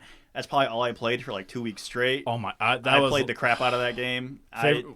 Just running around and fighting things was so, and leveling up my different classes, getting them all the max rank. That was when I finished the game. Was when I was like, I did everything now. I have all the characters with max level. Did you beat the game? Yes. Yeah. Okay. I beat the game and then I beat Dragon's Dogma 2. Yeah, So the people- Dragon's Dogma. Yeah, okay, so there's a point when the Dragon's Dogma becomes Dragon's Dogma 2, and when that title hits, I was just like floored by that game. Yeah, because when you first start the game, you're playing Dragon's Dogma. Yep. And then when you beat the game in a certain way, now you're playing Dragon's Dogma 2. What? It's really cool. It's really rules. cool. Yeah, and go check That's it a out. cool If you- reveal. It's cool. Yeah, go check it out if you want to find Favorite out more vocation? about that. Vocation. Unfortunately, it was the first one I played, so it was the last. It was the least amount I played as because I leveled it up so quickly. It was the what's the dagger one? Oh, like the thief? Yeah. Yeah. Just being able to basically Sonic spin dash on monsters and just do that constantly with unlimited stamina. That was a lot of fun. However, the most unique one was the Trickster. I really enjoyed... I didn't like the Trickster. I enjoyed it for what it tried to do. I think overall it was a failure. If the game was built more for it, it'd work. Yes, yeah. You could trivialize bosses by making them jump off the map. That is funny. But at the same time, then you don't have loot. So then it's a trade-off. So Yeah. It seemed like something that should have stayed on like play testing and probably not brought to the full game unless they I changed think it's things. great. I think keep it. Just keep whatever mess. I did like it though. It's good to summon It a was fake funky. dragon. I like funky things. That's why I Yeah. enjoyed it. I do have a list. I'm gonna go through it quickly because like for me like top. Are we just doing top game of this year? Or The top games that we played last year. Okay. And we're just going around saying one and Yeah. passing on. Oh, just one at a time. One at a time. Okay, sorry. We can edit this out, maybe. Yeah. No, that's fine. Okay. No, that's fine. Bottom of my list is how I'm gonna do this for sure. God of War. It's a game I played. It was okay. Okay. Did you beat it? I did beat it. I did end up beating it. It was fine. I wasn't blown away. I don't feel all that motivated to play the second one. It's not good. So yeah, I haven't heard great things, and the new loot mechanics and grinding and stuff. I don't like it, man. It's not why I'm playing this game. And the combat does not flow nearly as well as the previous God of War games or any other beat 'em up Devil May Cry-esque kind of. Yeah. Like, I vastly prefer the Devil May Cry games to this. And you don't even like those that much, right? I kind of do. I have a weird relationship with those games. Have you played 5 yet? I have not. But you should try 5. I should. But I have a weird relationship with those games. I love them and hate them and like them and don't like them. Yeah. But I like them better than God of War, but that's a game. That's 10 on my list. That's 10. Yeah. Number 10 on my list is The Veil: Shadow of the Crown. We had a podcast episode about it. Screw God of War. That's 10 on my list. I forgot about Veil. Forget about that, folks. Don't play God of War. Play Veil. Sorry. You want to talk about a fantasy game with good combat? Play The Veil: Shadow of the Crown. Yeah. There you go. Listen to our episode about it. It was pretty good. I didn't realize we were starting at the bottom. Like, is this like? It doesn't matter. Oh, because I really like Katamari. That's like that's what the editor's job is. Number 1 for me. Well, is your list ranked? It was somewhat just more vibes. So that's fine. Yeah. That's fine. So I like Katamari as the top one, but I guess more of the bottom is Tears of the Kingdom. Nice. Okay. Yeah, I didn't really enjoy it as much as I liked Breath of the Wild. A lot of people say that. Yeah. I'm not one of them. What struck you about her? What didn't you like comparatively? It felt like there was a lot of just empty space. I also just genuinely didn't remember struggling to find resources in Breath of the Wild. It's worse than the Tears of the Kingdom. Yeah, because in Breath of the Wild, I literally ran around and every single square inch of game, I was there. As Link, I was there. That's a big game, too. Yeah, and I didn't fill out my map, so I memorized everything. I'd be like, by the big boulder is where you find the Korok seed if you're looking at anybody. And so that was how I played that game. And then Tears of the Kingdom, there's just empty nothingness, no bosses, not even any resources in some of these places. And I felt like the sky and the underground was also just as kind of empty feeling. Big space to drive vehicles is the main point of it. Okay. Yeah. And that's Banjo what I love about it. Nuts and bolts. That's what I was thinking of when I first saw Tears of the Kingdom. And I'm like, I played Breath of the Wild, so I basically played Tears of the Kingdom. Did you beat it? I haven't beaten the main fight with Ganondorf, but I have gotten pretty much all the quests and everything else. Yeah. Oh, jeez. There's a really funny bit in the Ganondorf fight. Oh yeah. Yeah, it's a funny joke, but I don't think the fight's super great. One of the next games on my list that I played was Black Myth Wukong. I am a huge fan of Soulsborne games. I play them nonstop. I think I've played Dark Souls 3. The first time I played through it, my character, I brought him to New Game Plus 11 just because I loved fighting the bosses so many times. I would just run through. I'm like, no, I'm going to do this for the build. I'm going to do this but playing through Black Myth Wukong, it was a lot of fun. Yeah. I don't think it's like, I don't think it was a big upset because people are upset that I didn't win Game of the Year. I'm like, I don't know if it was the Game of the Year for everyone, but it was a lot of fun. It was really enjoyable. The art was beautiful. I loved living through all of it. After every single act, you get a really cool tapestry where it talks about all the different folklore that that you went on through that area, and it's all in this beautiful art. You could tell, just like Judero in some places in this game, they spent way too much time making the game look really beautiful, really pretty, and really fun to experience. But I'm super happy they did that. Nice. Great fun game. Hell yeah. Tough bosses, but pretty fun. Have you played Lies of P? Yes. If it's a Soulsborne, I've probably played it. Okay. I want to make sure. Lies of P was one of mine. I loved Lies of P. That was so much fun. I love being Pinocchio. I can't wait for the next one. I can't wait for Dorothy. Yeah, Dorothy. Yep, that's their next. That's their next fairy tale they're going into. But it works. It works so well. Next game on my list, number 9, would be, and this is weird. My list is weird this year because I don't love all the games on my list, but these are the games that struck me the most this year. I guess that's that I fair. played. This War of Mine. There were parts of it that I thought was fun. There were parts of it that I like. I'm not crazy about survival games. I think there were just things that felt. There were timing elements that were kind of satisfying, and there was a lot that I didn't like. That I don't know. It's hard to describe how I feel about this game, but in my work, I deal a lot with literature about war refugees, and something I think about a lot, something I work with a lot, and living the experience of a war refugee trying to survive a siege in this year of human existence in particular. Well, especially last year when we This played the game last and year, talked about it. when we talked about it, it makes you think. It makes you feel. It definitely was a touchstone moment kind of thing for me. And so games got problems, ideological problems too, I think. Yeah. But that's number 9 on my list. My number 9 is Strangers of Paradise, Final Fantasy Origins. Jack Chaos Time. Fucking, what more to say? What more to say than it's a prequel to Final Fantasy 1, and Jack Garland, he fucking did it his way. Oh, I think the next game I'd like to talk about is Spiritfarer, and I really loved this game. You're essentially this person who helps these animals or people cross into the over afterlife, and they are disgruntled and they have issues, and you talk to them and you help them and you try to give them a nice send-off, and I felt like this was just a really nice heartfelt game.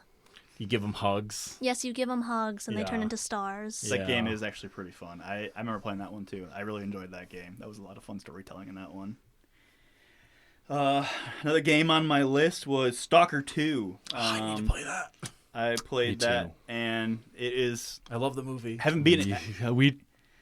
I haven't beaten Stalker 2 yet. I've been having too much fun with how brutal the game is, how difficult it is. I play on the hardest difficulty, and so it's hard to a painful point where sometimes it becomes unfun. But I think I have the most fun in the games is when it can be unfun if I lose. It gives me a reason to play really, really well and use all the mechanics in the game to make sure I have the most advantage possible to be able to beat those games. Hell yeah. Have you played Pathologic 2 yet? No, You need to. I have not played Pathologic 2 yet. 8 on my list is Ghost of Tsushima. I liked it. I think there's some storytelling elements that are really bad. I think I touched on those in the episode where I brought it up. The whole poisoning arc that we Oh, the honor. you teach. Well, yeah, it's dishonorable to use poison for one when you're doing all these other crazy war crimes, and also the fact that in the story, it's specifically bad that you used poison because you taught the Mongolians how to use poison, and now they're doing it to us, and that's why it's bad. And I think trying to make some kind of horrible WMD allegory, I think that's what they were going for, and it's horrible. It's so stupid.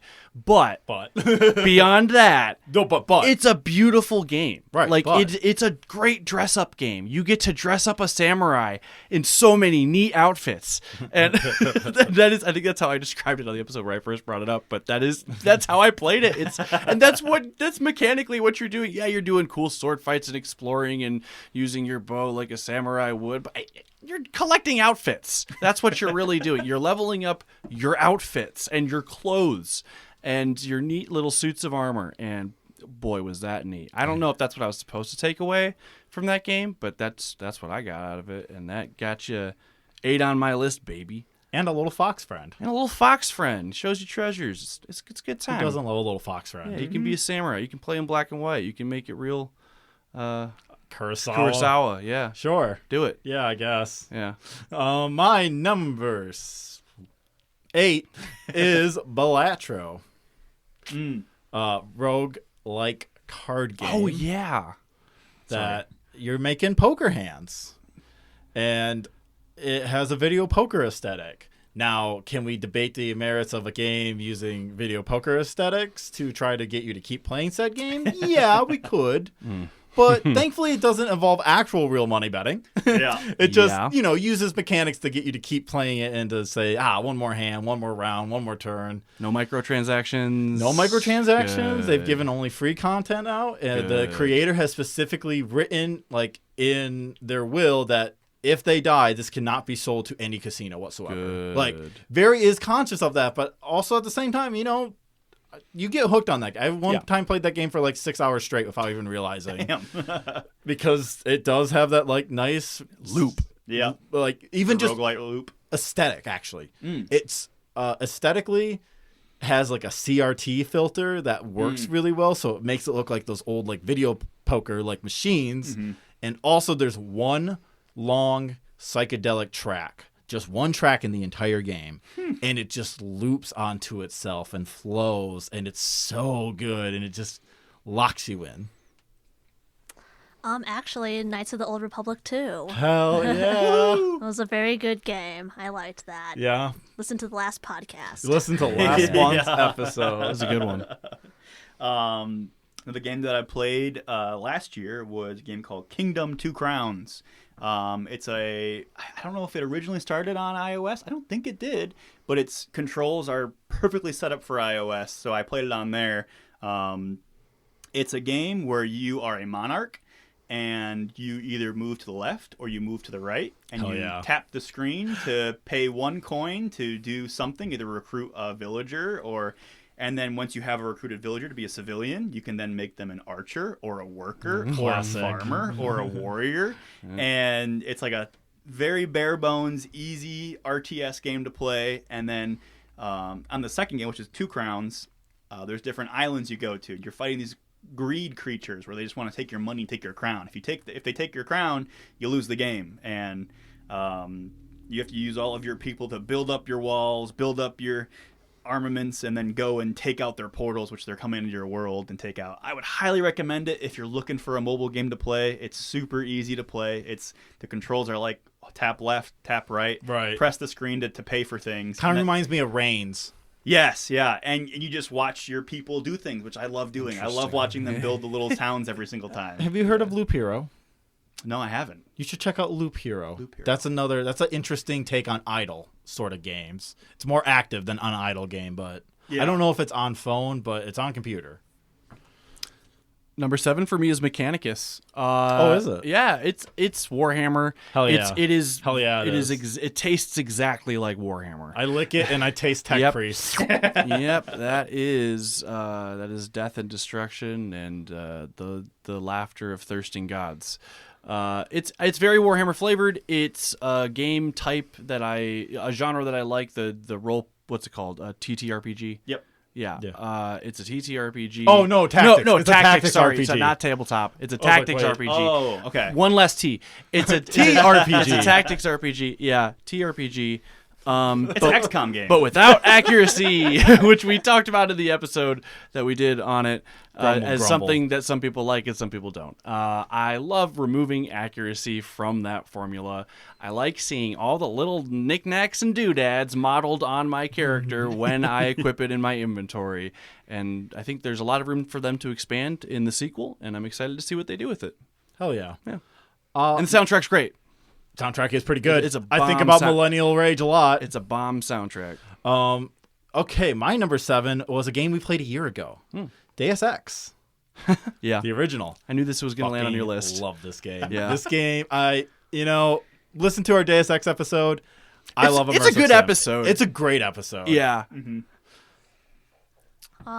I guess can I mention games that I didn't play in 2024 or What do you mean? that was all the games that I kind of played. That's what, we can just keep going around now that we're Blitz through it. let's do it. Yeah. The game on my list, Slay the Spire. I talked about it last podcast. Is a game that I was playing. Super fun card game. First one I picked up where I actually started to enjoy, and excited for the second one. This really surprised me. This somehow landed as number 6 on my list. Oh my god. Paradise Killer. What? How did this happen? If you listen to that episode, I had mixed feelings about it, and I had weird little gripes about it, and I still feel mostly justified in most of my gripes. But something about the pervasive vibes of this game is continuing to resonate in my bones, and we played it months ago. When love dies, only the facts remain. Just the whatever, and that's how I felt about it as I was reading it. And every time I hear it, and then I think about, I'm like, God, it's. Then you think about the fucking music. It just vibes. The music. I've listened to that soundtrack a lot. It's gonna show up on my Spotify rewind for next year. Have you I'm been sure. listening to the B-sides? Not yet, actually. I need to get up on that. You should listen to those you were telling me about that when we played it, and I forgot about it. About that is the Paradise Killer song to me. So, anyway, just aesthetically fabulous, and that was enough. My number 6, Dragon's Dogma 2. We just talked about it. But my favorite class, Magic Archer, always. That was pretty cool. That was all the cool spells that Magic Archer had was a lot of fun. I love Magic Archer. Let's see, 1, 2, 3, 4, 5. I started actually making them go on my least favorite. Final Fantasy XIV Dawn Trail expansion came out. The expansion itself was okay, but that's all right because the main enjoyment of that game is an MMO, and I get to play the game with 7 other my friends. We go to do the Savage Raid content, which is the main reason I play the game. Every single time playing that game, the fights, it just feels. Whenever I play that game, I get into the like just pure zone of being able to just focus on one thing. It channels all of my ADHD into this one task, which is doing my rotation of the fight while also watching the map change, figuring out which circle I have to stand in, which circle I don't have to stand in, and how it changes every single time. It's the single probably most hardest game I've played, just because you're relying on 7 other people to also doing the right thing. But even just your role yourself in each fight, it's tough. And what do you play as?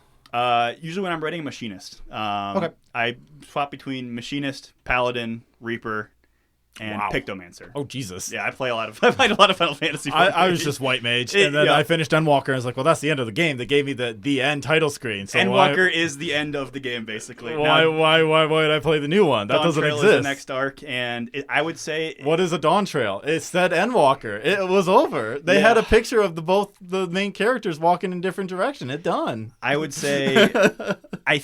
maybe this is just our next Realm Reborn, where it's just get past this part, because then Heaven's Ward is right over there, right? And that's where the game starts. Exactly. Yeah, definitely they're building stuff up, the whatever. Next arc, but I'm never touching it ever again. I think Endwalker is a great stopping point. It's a great stopping point. Yeah. That's why it floors me. I'm like, they made more. Read it but it's an MMO. From the beginning of the MMO to Endwalker was my favorite video game story. I loved reading all of it, just because you have to do so much reading. But it was really enjoyable to like get really emotional at the end when you do that, when you've beat the final Savage tier raid, if you're doing the Savage content, the feeling of completeness after like 400 hours of MMO to then be like, I did it. I beat it. beat the MMO. It was so satisfying. Yeah. Now, what is it going to take for me to convince you to join me on the Final Fantasy XI train? Because I hear that game's really good. And people who I trust say it's better, way better than 14. Could be. Or do I convince everyone in this room to just play Star Wars Galaxies for free on a private server? Not a chance. Damn it. Don't like it. Fuck. Yuck. Probably convincing the rest of my clan to move over and play a different game instead. Yeah. Impossible, yeah. Yep. Number 5 on my list, top 5. Darkest Dungeon. Hell yeah. It was fun. Another game with great aesthetic vibes. The music's great. The sound's great. The voice acting from the guy who's like in the town. The narrator. Great. The combat's pretty fun. The gameplay loop itself is tight. I want to make this one point. Darkest Dungeon is on my top 10. Darkest Dungeon 2, which I also played this year, is not in my top 10. I did not like I did not like the changes. I did not like the additions. I don't like the aesthetic alterations either, actually. I prefer everything about the original better. Whoops. Too bad for you. My number 5, Thirsty Suitors. Yeah. Love that fucking game. Yeah. Listen to our podcast episode on it. It was also good. Bean, did you want to talk about other games in general that you played? If there's a game you're passionate about, I'd love to hear about it. Yeah. A game that I am passionate about? Well, what's a game you're passionate about? I oddly really, really liked Binding of Isaac. Well, that's not odd. A lot of people love it. Oh, okay. I don't. Okay. Because it's gross, and I can't. I like it because it's gross. I will say, sorry, my stomach is like growling. I will say the microphone's picking it up. I assure you. I will say, I just found it so interesting, and I liked that it was just the way it was mechanically done. It was one of the first games I've ever played that was like that. Believe it or not. Oh yeah, like one of the roguelike style, start a new run. And I was just obsessed with it. I had this obsession where I just played it and played it and played it and played it. And that was the only game I played on my PlayStation 4. I just only played that game. And I was like, I'm going to boot you off. I'm going to only have the TV to myself because I just need to play Binding of Isaac. It's the only game I want to play. And I beasted it like so many different times. I got so many different awards because I did so many different things. And I played all the different characters. And I'm kind of doing the same thing with Vampire Survivors because it's just the same thing. Yep. Same principle. Yeah, same principle. I've been playing so much Vampire Survivors. Yes. I've been unlocking all the Castlevania characters. The fourth game on my list is Resident Evil 2, the remakes. Okay. 2 years ago, I played the first Resident Evil game that I've ever played, which is Resident Evil 7 Biohazard, I believe 7 is Biohazard. Oh God, that one scares me. Yeah, because that was when I first started. I'm like, okay, I'm gonna do it. I want to play scary games, and that was my first part into it. And it took me a while to get used to being scared all the time. And now I'm hooked. I think after beating that game, because I'm like, holy crap, I want more of this. And then I went to go find a scarier game. I found it. I'm like, okay, let's too scary. What was the scarier game? It was called Visage, I believe. Okay. And it's just basically what the main premise of that game is just constant over and over again is you're standing in one spot. Farther down, it's like the same feeling you're feeling the entire game. Down this area, it gets darker and darker, and you have to walk that way. And you know there are really scary things because it's shown you there's really scary things in the game, and there's like a slight sanity thing where if you're in the dark for too long, it increases the chances of the bad guy coming. So it's like you have to move. It's the whole idea of your light switch is over here, but you have to cross the entire hallway to get to your room. So you turn it off and then sprint to your bedroom and close the door. That's what you feel the entire game, and it's horrible. I hate that. That's but Resident Evil 2. But Resident Evil 2. After beating Biohazard, I played Village and then went back and did all the remakes because they're doing all the remakes now. And Resident Evil 2 is probably my favorite one that I played out of all of them so far. Have you played Resident Evil GameCube? No, I have not. Great game. Yeah, I played 7, 8, Yep. and then 2, 3, 4. I think it's right. Have you played you haven't played the originals at all? None of the originals, only the remakes. Originals are really good. I heard 4 is better than the remake 4. Yeah. Yeah. I have opinions. I don't think it's good that Leon can move and shoot. The remake. Yeah. I think it's an objectively bad choice, but I appreciate. I liked playing the remake, even if I think it plays worse. Yeah. But what struck you to 2? I love Resident Evil. Like 2. It just felt. It felt done. It felt perfect. Like I didn't need anything else in that game. Like it was a tight experience. A very tight experience is the words I was looking for. I think it encapsulated everything. Where the other ones, there's like, oh, you can go in this area and explore a little bit more over there. Mm-hmm. This had the perfect amount of exploration where you get benefits for that, but not too much where I'm getting lost in the weeds now. I have no idea where I am, what's going on, where to go next. You always knew what to do. It's just there was other things that you could go do, but do you want to be scared to go get those things and go do those things? And it was really enjoyable. My favorite mod is when somebody put in audio cue for Mr. X, and it's just X gonna give it to you. It's gonna give it to you. And so you can just hear it down the hallway as it's monsters just slowly appearing, and the music gets louder and louder the closer he gets. I love it. It's very good. Number 4 for me is shamefully Total War Warhammer 3. Oh, really? It is up there. That was the 4th best game you played. It honestly, it's hard to even describe it in that way. It's just the game I can't stop playing. Right. I love the formula. I love Empire management at the scale that it is, which is very low. Like this is it's the least 4X of the 4X games. Yep. It's mostly revolving around the simulation of the large-scale battles, and that's fun. I have gotten to the point where I can play consistently pretty well on very hard mode for both the campaign difficulty and the combat difficulty. The only difficulty higher than that is Legendary, and Legendary just hasn't been fun for me when I've tried it.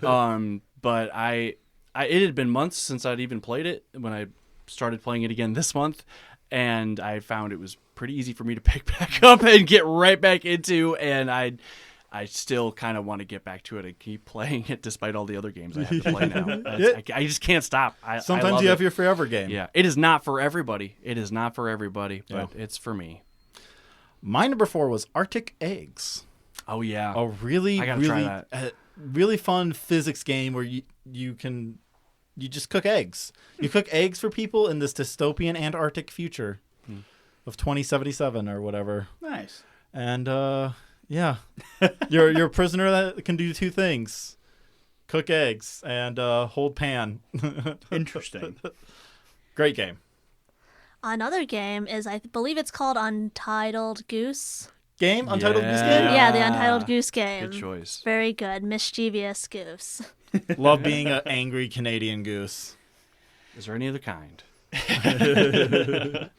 My third game, which I put on this list as a game I actually haven't really played, Total Warhammer 3. I That's am so funny. horrible at trying to play the game. It's so hard to get it. Yes. The battles themselves. But it is my and the favorite campaign game to watch. Nice. If I need some time to kill, or if I'm at work and I just want to listen to something, I'm gonna listen to one of the 5 YouTubers that I watch who all they do is do Total Warhammer, either like challenge runs or campaigns or whatever it is, and then I can just put that, and it's just endless content to stream into my brain that is fun to listen to. So like I play the game through other people playing it because I like to watch them play it, and I get the same enjoyment as if I'm playing a game currently. So I think I played Total War Warhammer 2 like every day for like 2 years before I would say I was any good at it. I just sucked at it for 2 years, and now all of a sudden I can play on. That's a struggle with like 4X games, honestly, Yeah. is that you need to read an encyclopedia on how to. Because the issue, because it doesn't teach you itself very well. The other game I'll kind of like move into that slot is Stellaris. Yes. Yes. Holy crap, that game's insane. Yes. And my friends exclusively play with a crap ton of mods that make it more intricate and insane. And they have all the DLC. And so they're trying desperately to get me to play the game. And I'm like, it's too much. Even if I do start playing the game, it's going to take me years to get to the level that you guys are at, where that I don't fall behind instantly in a campaign, where then I just get wiped out and I stop playing and you guys keep playing. So 4X games are crazy hard. I was kind of thinking about this. Total Warhammer is kind of not like an empire civilization or simulator. It's more of a general simulator. No, exactly. You're more of a general in an empire. It is a conquest simulator. Yeah. Because no matter which faction you choose, your goal is conquest. Yep. Yeah. Number 3 on my list, KOTOR 2. It's just a classic. It's great. Even on the million billionth replay, it was still a wonderful blast to play. Yeah. My number 3, The Banished Vault. You want to get dick punched by math? Play The Banished Vault. Space exploration game where you really have to manage energy level, fuel levels and stuff, and you have to escape the gloom in your arc Masonic like cathedral ship. I'm getting ideas of like almost like FTL. I don't know if you ever played that game. It's like FTL. Yeah. But not so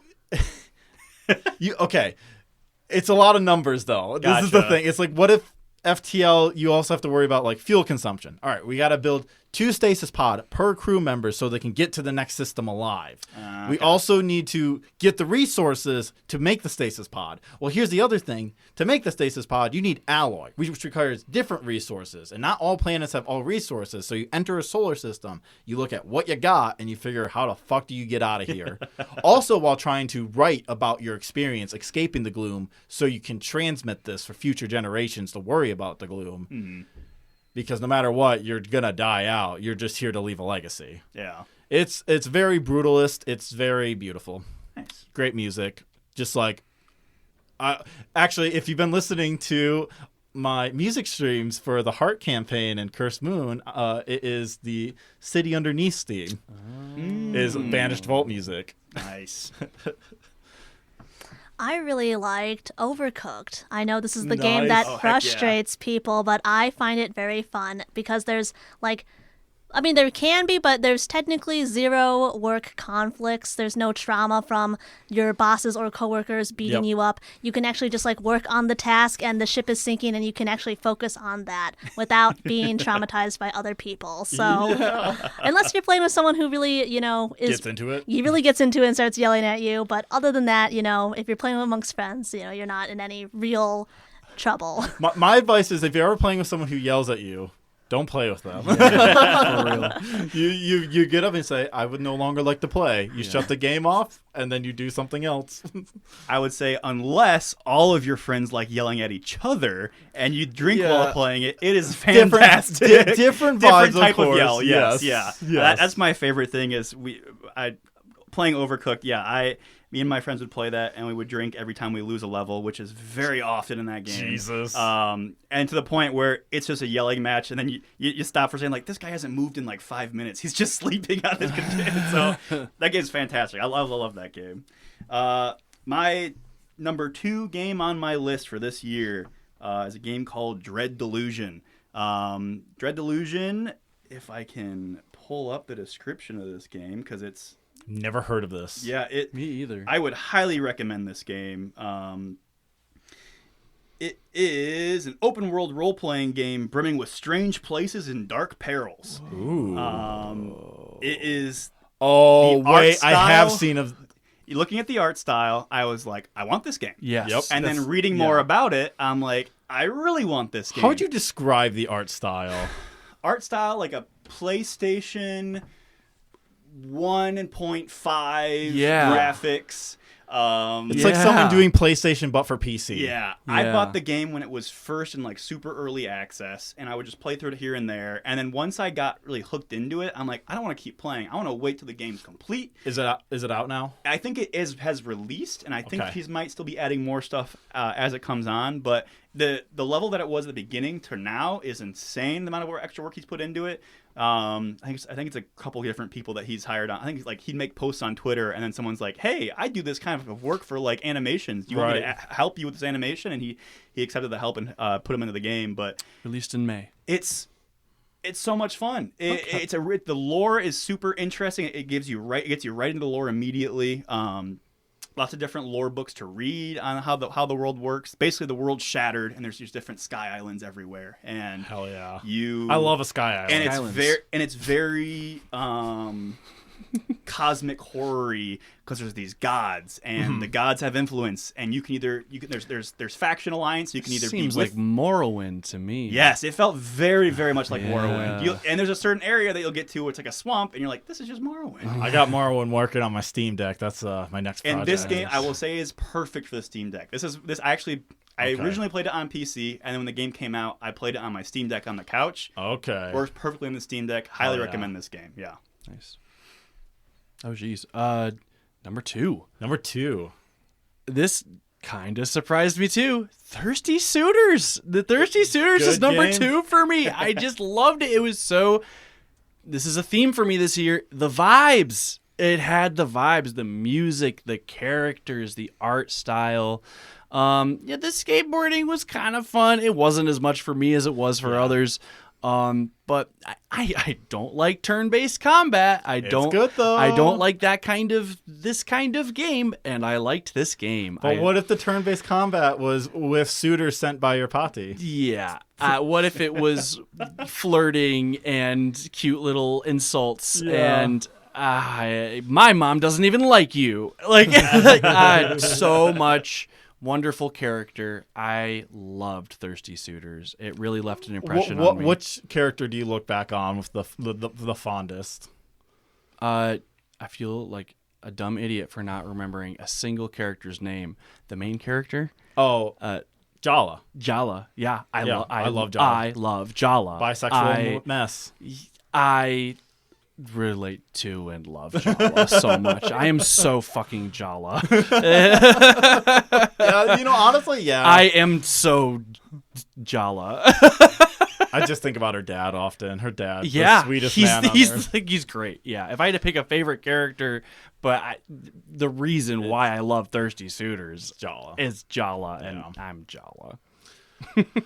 My number 2, Pathologic 1, the 2005 classic. What can you say? At this point, what can you say? You're going to hear me talk about Pathologic for the rest of my life because that'll just be a comparison point. I've been playing 1. Yeah. Technically, I haven't finished the 3rd route yet. I'm on day 5 of the Changeling, but I have finished the Bachelor and Haruspex route. So, You basically got it in the bag. I got it in the bag. Yeah. I'm doing my palm attacks, basically shooting invisible lasers. There's that bandits. That's a Changeling. It fucking rules. Game good. Walking around town, picking up trash, talking to kids, trading for morphine. I will forever think about the Bachelor going, I need to get into this tower full of kids. They need 5 army rifles.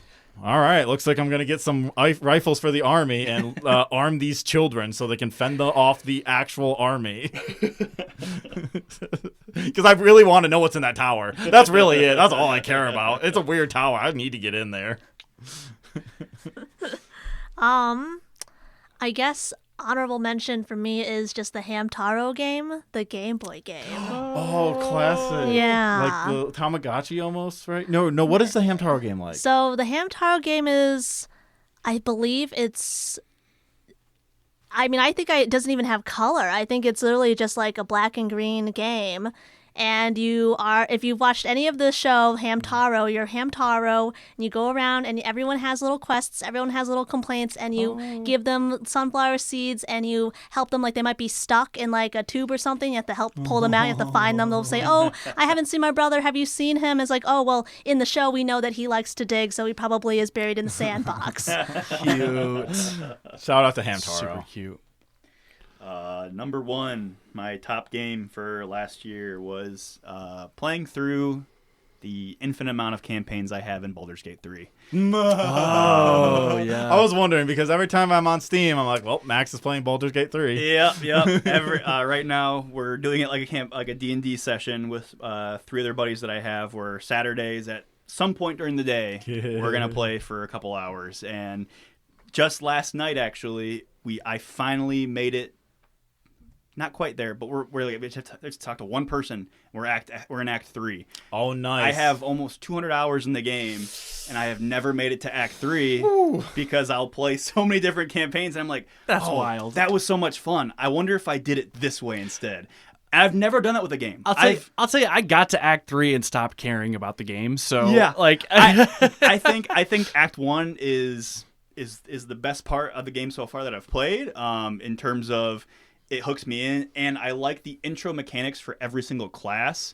So you get to very early on get a lot of power increases, and it feels really fun to specialize. And so now I'm to the point now where I know a lot of the top different builds that you can do, and I've just been mismatching them together and playing with 3 other friends where I always like to play RPGs, quote unquote, perfectly, where it's like I complete all the quests and do all this thing. Where we ended up skipping half of Act 2 because we have the choices that I've made myself purposely not the face of the party to not choose decisions, so that way the adventure's gonna be completely different than how I'd want it to be. And I think it's been the most fun is playing with those guys. Yeah. Good. Number 1 for me by a long way was Citizen Sleeper. Yeah. It was Citizen Sleeper. This game impacted me. It made me feel things. It made me fall in love with every little character I met. The music was awesome. The sound design's great. The mechanically, it like the gameplay loop of a day in that game feels right. It's really hard for me to put my finger on exactly why this game really felt so good. Maybe because it made me cry more than any other game I played this year. I really, really cared about these fictional characters who have 2D images to represent them that don't even move. Right. I mean, it's just, and they don't even have dialogue. You don't hear voices. Yep. You just read this wonderful story and make difficult decisions on. And I think one thing I really want to land on with why this game maybe was more meaningful to me than any other kind of storytelling I experienced this year in games was, I think, because you have to manage your time in this game. You have to be thoughtful about how you manage your time. And you have to be meaningful and intentional with how you spend all of your time in this game. And that is something that's very difficult for me, Uncle. And because I had to think about that, and I was still enjoying myself and immersed in a beautiful story and making interesting, intentional, important decisions, not just by, will you do this or will you do that? But it's actually the things you choose to focus on with your actions, not just like the dialogue time of your options. day, It's not just dialogue choices. It's actionable choices that mattered. And I cannot wait to play Citizen Sleeper 2 next month. Jumping off that time bit, I'm going to talk about the game. Yeah. Number 1 for me, Pathologic 2, the sequel to Pathologic 1. Yeah. What can I say besides go listen to our October episode for last year where we talk about Pathologic 2. Very divisive in our game club, but it's just... It was an important game to my year. I'll say that. So profoundly has changed what I want from games in a way that, like, when I'm not playing it, I don't want to play any other story game. I just want to play, like, mindless, let me play some Marvel Rivals just to distract my brain, or Vampire Survivors to distract my brain. But I haven't been able to approach another single-player game, except for, the Game Club game we played this month, because of Pathologic and how much it has consumed what I want from stories. It has given me so much inspiration in my life. I'm like, I'm making some things that are very inspired by this. I can latch on to pretty easily what you're saying there. Was perfect example is like KOTOR 2. When there's not an RPG that I want to play, or KOTOR 1, when there's not an RPG I want to play, I have a fallback. I will always have that fallback. Like, well, I can just go play a round of KOTOR 1. I can always play a round of KOTOR 2. If something else, and it has to break past that wall of is it good enough, or am I just gonna go play KOTOR 1 or 2 again? Yeah. I think I'm pretty good at breaking through that now because I've just played it so many times. But the good news is even after playing it last month, I'd be more than willing to go back and play KOTOR 1 right now, and then maybe within a year play KOTOR 2 again. Yeah, this is when I finish my Changeling run in Pathologic 1, I might just boot up Pathologic 2 again, slide all the difficulties to the hardest mode since I discovered that's a thing I can do, and just see what that's like. So that's the games that were our 2024 Those games. are the games we played this year. In Beansprout's case, games that she loves for some of them. We have one last thing, and then we can finish off the podcast. Uncle and I have a duty as Game Club hosts to do the thing we've done for 2 years in a row, now third. We have to go through a bracket that I have made and determine what game is the Game Club game of 2024. What gets the official award? What is the game of the year? We can do this. Yeah. First up will be interesting. Okay. Because technically it's the one game you didn't play. Yeah. Holy shit. Why wasn't... Bump off Balatro. Switch it with Sonic Adventure 2 in my list. Fucking Sonic Adventure 2 versus The Veil, The Shadow of the Crown. Okay. So for me, this is a clear winner. Yeah. The Veil, The Shadow of the Crown, because I couldn't even bring myself to pick up fucking Sonic Adventure 2. I'm sorry. That was rude. It's so not for me. And honestly, okay, sure. I think just from the outside, if I hadn't played either, Veil, The Shadow of the Crown is a far more interesting game. And I would give it to that on the basis of the Veil, The Shadow of the Crown being a very interesting perspective for a game where no visual graphics besides just particles. Yeah. Like that, I just find it fascinating. I want more games to be like that. Thankfully, a lot of games did the right move and took a lot from Sonic Adventure 2, one of the greatest games of all time. Just straight out. When Live and Learn plays, and you're switching between Shadow and Sonic beating the giant space lizard, it fucking whips. When you're in the Rouge level doing the Mario Galaxy style planets looking for the crystals, and you're like, oh wait, this is not only the inspiration for Mario Galaxy, but is doing it better, it fucking whips. I love all of that. But yeah, we'll give it to the Veil. Yeah. Okay. Next up, Citizen Sleeper versus KOTOR 2. Ooh, I know. That's a tough one, but That's a tough one. I would give it to Citizen Sleeper. Would you? That's because honestly, I'm having a hard time. Yeah, because even though Citizen Sleeper was higher on my list personally, KOTOR 2, it's foundational. I think it's so foundational and important to me personally. But this is for this year, for the games we did this year. I think Citizen Sleeper's real good. Citizen Sleeper is really good. It's a really special game. Man, I'm sad to see KOTOR 2 get knocked out early on this bracket. First round, which is a contrast. I think this might have been the only game that could have knocked it off the bracket for me, honestly. Like it. Yeah. But yeah, I want to give it to Citizen Sleeper. And honestly, here's why for me. KOTOR 2 is unfinished. It's as great as it is, as much as I love it, it's unfinished. It's kind of broken in places. Citizen Sleeper isn't. Now, you say when it's unfinished, now it makes me think, but man, I do love KOTOR 2, even though it is unfinished. I'm never going to not say that. No, right, of course. Yeah. And now I'm thinking, do I like KOTOR 2 maybe better than Citizen Sleeper? Now I'm going back on, no, let's Citizen Sleeper. Yeah. Okay. Warhammer 40k Mechanicus versus This War of Mine. Mechanicus. This one's easy for me. Yep. More fun, better vibes. This War of Mine is probably my least favorite game we played. Yeah, you said last that. year. You want to just say something why, like for just summarize if you can. It just is like it's funny because you said you were really hooked on the gameplay loop when you played it, but it wasn't. But that was part of my problem. I Yeah. can mechanicalize myself out of the war trauma, which just feels wrong. It doesn't feel like the story and the mechanics don't fit in a way I like. Yeah. Unlike this next two games where the story and mechanics fit for both of them. Pathologic 2 versus Paradise Killer. Oh man. I mean, I'm saying Pathologic 2. So here's the thing. Pathologic 2 is a game we know I didn't like or enjoy. Right. Paradise Killer is number 6 on my list. I got to give it to Pathologic 2. So Pathologic 2 was a big game. Yeah. It was impactful. I learned a lot about games, myself. Yeah. In the experience. I learned a lot about myself through the experience. I don't like Pathologic 2, and it wins. I like Paradise Killer. Yeah. Pathologic 2 wins. All right. Deus Ex versus The Veil, The Shadow of the Crown. Wouldn't it make more sense for Deus Ex to be against Full Throttle? No, because the way 12 seed brackets work. Oh, 12. That's right. It's because it's 12. Yeah. Right. Okay. Some get a bye. Sorry. That's right. Deus Ex got a bye, so now we're on round 2. Okay. So, what is it again?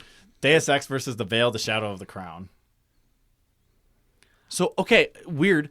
I'd give it to Deus Ex. Again, I'd give it to Deus Ex, and Deus Ex isn't a top 10 game. It's foundational. It's important. I'm glad I played it. It was an important part of my gaming year. It didn't make it on my top 10 list, but yes, it goes forward on the bracket in this case. Unaco Hardware.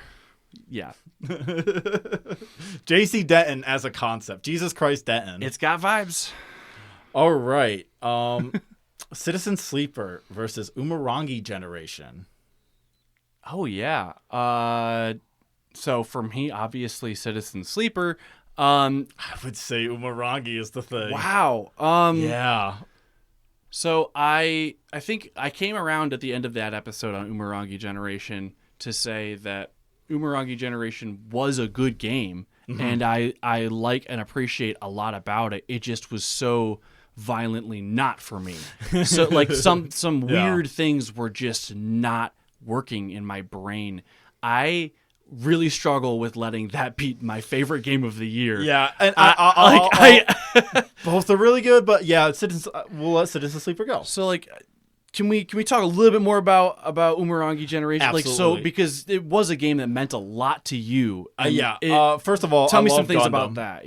Yeah. I love Gundam. I love Ava. So you got that vibes. And that's part of why it didn't work for me. Because if you don't like those fun, nostalgic, specific features, I discovered those things when in the 20s. Yeah, I guess. but you're I've come to Gundam thing as a 30-year-old. you recognize and like, I guess is what I'm saying. I played Umurangi before enjoying either of those things. Okay. This is but this is the You main do thing. just like these things, though. I do just like these things. Yeah. I'm just naturally inclined to like them. But I like taking photos, and I like the freedom to take the types of photos I want, as opposed to something restrictive like Pokemon Snap, where it's like a point-based system. And I think it's better than Pokemon Snap. I would agree with you on that. I like it conceptually. I did not take a single picture I liked in that game. So many I didn't take a single picture that I thought was cool, aesthetically pleasing on any level. Something just so fiercely did not work for me artistically with that game. Yeah. And I wish I could put my finger on it. Yeah. Yeah, let's give it to Citizen Sleeper. Yeah, thank you. Next, Full Throttle versus Warhammer 40k Mechanicus. This is going to be a hard one for us because I love Full Throttle. Yeah, Mechanicus blows Full Throttle out of the water for me. Does it? Well, okay. Does it blow out of the water? No, but I enjoy Mechanicus, and I didn't enjoy Full Throttle. There were a few lines of dialogue that were really funny, and Mark Hamill. I didn't have the voices are great, but you can find great voice acting in all kinds of games. You can find great characters in all kinds of games. You can also find great gameplay in games with great characters and voice acting. Well, yeah, and I don't see that in Full Throttle. Point and clicks. I feel like that's I a don't love see it in Warhammer. I feel like point and clicks are like fucking Reese's cups. Like you love it or you hate it. Like I. Oh, okay, that makes more sense. I'm like, what are you talking about? Point and clicks just like so. Do not as close as I can get to like loving a point and click is Disco Elysium. Yeah. So let's look at these two games again. I'm looking at them both. I'm looking at Warhammer, and I think about how bored I got of it towards the end. That's why I knew this was going to be a hard one, because that's exactly how I feel about Full Throttle. I was so fucking bored. That game's like, what, 5 hours long? And I could barely muster up the energy to finish it. I thought it was so boring. But Cheap Whiskey and Dirt. The music is so good in Full Throttle. It really didn't do that much for me. Man. It really didn't do that much for me. The population has greatly decreased. You think the music in Full Throttle is better than the music in Mechanicus? How about that? Come on. No.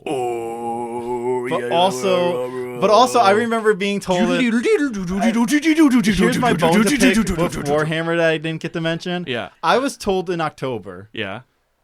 that just you wait, Warhammer's sound design is going to blow your socks off compared to Pathologic 2. That did not happen. I think soundtrack. I was told the sound design was way better than Pathologic 2, and I think because I was so focused on the soundtrack, I understand what you mean with I also Pathologic think 2. I know. I think the soundtrack is even way better than the Mechanicus soundtrack. You do. So Yeah. Hello Darkness. So what is our decision here? Because I'm telling you, We might need a tiebreaker. Let's put someone on the spot here. No, Max, Warhammer. Let's do Warhammer. neither of them know Full Throttle at all. So. Yeah, let's do Warhammer. I like Warhammer, so it's going to be Yeah. easy. Yeah, I'll concede to Warhammer. So like, what would their next potential let's say battle be against? The Okay, next 'cause- potential is between. Wait, we let Pathologic go on. Yeah, Pathologic 2 and Thirsty Suitors. Okay, so Mechanicus I think would be more interesting against those games than Full Throttle would be against those games. Well, of course, but we can't think of that way. Okay, whatever. It has to be in that moment. Sure. I'm also conceding Warhammer. Okay, yeah. Yeah. I don't think it'll go beyond the next stage anyway, either way. Yeah. Yeah. You're Yeah. right. You're right in that sense. Yeah. We can say it's even a tie. How about that? All right, but now Pathologic 2 and Thirsty Suitors. Yeah. Pathologic 2 and Thirsty Suitors. Talk about apples and oranges, am I right? Yeah, actually, yeah. That's not a little tournament brackets for this shit. They It's are like both really trying to share a specific emotional experience. One is a returning home and reconciling story. Well, they're both kind of returning home and reconciling stories. What's really the difference between Jala and the Harrespect? Both are bisexual messes. Yes. They both return home, and nobody's happy to see them. Nobody's happy to see them. What's really the difference between the two? And in one of those stories, reconciliation is the point, and not reconciling with everyone is okay. And there's humor that... okay, you're going to say there's humor in Pathologic 2. Which I was like, yeah, I know. We're talking about Pathologic 2 right now. Attempts at humor in Pathologic 2 that didn't make me... barely even made me crack a smile. Like, that's the thing. Like, with shaking my damn head. We both like Thirsty Suitors. I love Thirsty Suitors, I would say. Pathologic 2 hit me hard in how much I didn't like it. Like, it was a big, important, impactful game for me because it made me realize just how important fun and joy, the word joy, how important joy is to me. I think there's a lot of joy, but to especially be found in a game, and I again would argue there's a lot of joy, and probably said it 30 times in that episode. I wish I understood how you see that. I wish I understood you, Faden. You're one of my very best friends in the whole world, and I wish I understood you. I don't know. Maybe 1 in a million people who have played Pathologic 2, if a million people have played Pathologic 2, maybe one of them would say there is joy in this game. There's children are great. There's a lot of children in there, and a lot of children are trying to have a good time. Okay. But yeah, let's give it to Thirsty Suitors. Are you okay with that? Because I know how important Pathologic 2 is to you. Look, it's important to me. But this isn't my game club. This is our game club. There is also a Dale that's not here that's an important part of this game club. And I don't think Dale would have even wanted Pathologic 2 to leave the opening stages of this bracket. All right. Up next, Deus Ex versus Citizen Sleeper. Citizen Sleep. Well, I mean, in Deus Ex, there are the Terminator robots that do walk around and stomp around. This is an interesting matchup, actually, because there's some thematic vibes. You know, here. Yeah. What does it mean to be owned by a corporation and a piece of machine? They're both the most cyberpunk games we played. But these games are cyberpunk. These games are actually cyberpunk. That's true. Good callback. Thank you. I would say Citizen Sleeper. I would say that's the quite honest. I love Deus Ex, but it's so janky. I do love wandering around Hong Kong, though. It's the most memorable sequence, I think. Yeah. All right. Thirsty Suitors versus Warhammer Mechanicus. Thirsty Suitors. Thirsty Suitors blows Mechanicus out of the water. And I think Thirsty Suitors would have beat Full Throttle out of the water. Yeah. Now, Thirsty Suitors versus Citizen Sleeper. Which one is the game of the year? Citizen Sleeper made it higher on my list. And for some reason, I want to say Thirsty Suitors. I don't know how I think because it meant a lot to you and Faden and you and Dale too. Yeah, I want to lean on. Well, Thirsty Citizen Suitors. Sleeper means a lot to me. Clearly, because that's why I wanted you to experience it. I know that, but Thirsty Suitors really it has a mess that I like that is not often shown. Like it has queer mess, and I like queer mess. It was the most unique. Yeah, I think it was one of the most unique gaming experiences I've had. And mostly just by blending other games together in a cute little neon mess. Blend games together, make it by, and then also add Bollywood on top of that. Cooking mini games. Yeah. But cooking mini games where you're doing stylish actions and flips and stuff. And what if your dad is a soft, sweet guy for once? Just soft and sweet and nice. Soft and sweet. What if, you have a really complex relationship with your mom? Yeah. Generational Trauma as a song title. Just amazing music. Yeah. Great music. Hands down, just great voice some of the best acting, music in games. Great character design, great characters, great dialogue. Love Tyler, gothic, emo girl. Mm-hmm. She's awesome. Just great game. Great game. All right, Thirsty Suitors, congratulations. Thirsty Suitors, good job, Thirsty Suitors. You did a good job. We'll send you your reward in the mail. Yep. Yep. All the money in my pocket, baby. All the money in my pocket, which is not a... Okay. Woo!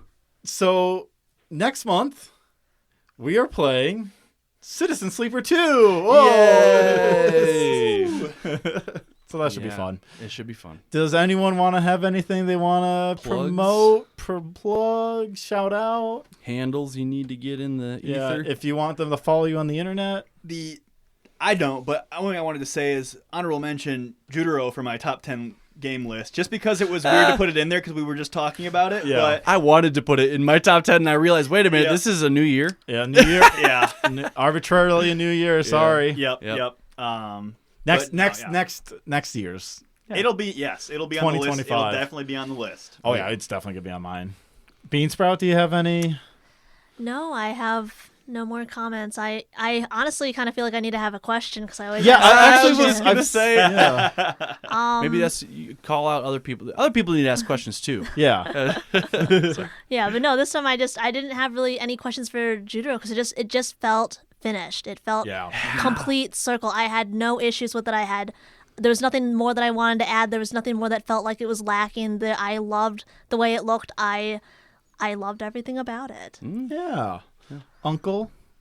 I got nothing else to say. Be good to your loved ones. Look into all kinds of organization things that may or may not be happening in your communities. Try to find safe places online to be where you can, meet people in real life too. That's actually pretty good to be with your friends in real life. Yes. And when they're afraid because of the world we live in, show them where they can be safe and make sure you're stocked up and supplied for things you might need. Yeah, be good to your friends and to people you love. Yeah. Also, general PSA for people, like kind of similar, but like if you don't talk to your trans friend, don't all of a sudden start talking to them or like you're queer or non-binary. Don't be like... If you have a bunch of marginalized acquaintances who you want to perform to this right is now. A PSA. I had someone do that point. to me recently. I'm like, we don't talk. Yeah. What are you doing? Hey, I see you. Just like, and I just want you to know, if somebody attacks you in an online space, I'm going to think about saying something. You can find me, though, on an online space on Bluesky at Faden Cross. I post there. You can send us questions there.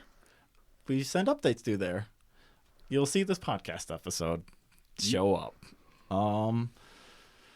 Geez, until next time, see you all later. Yeah. Stay cool. Stay happy. Yeah.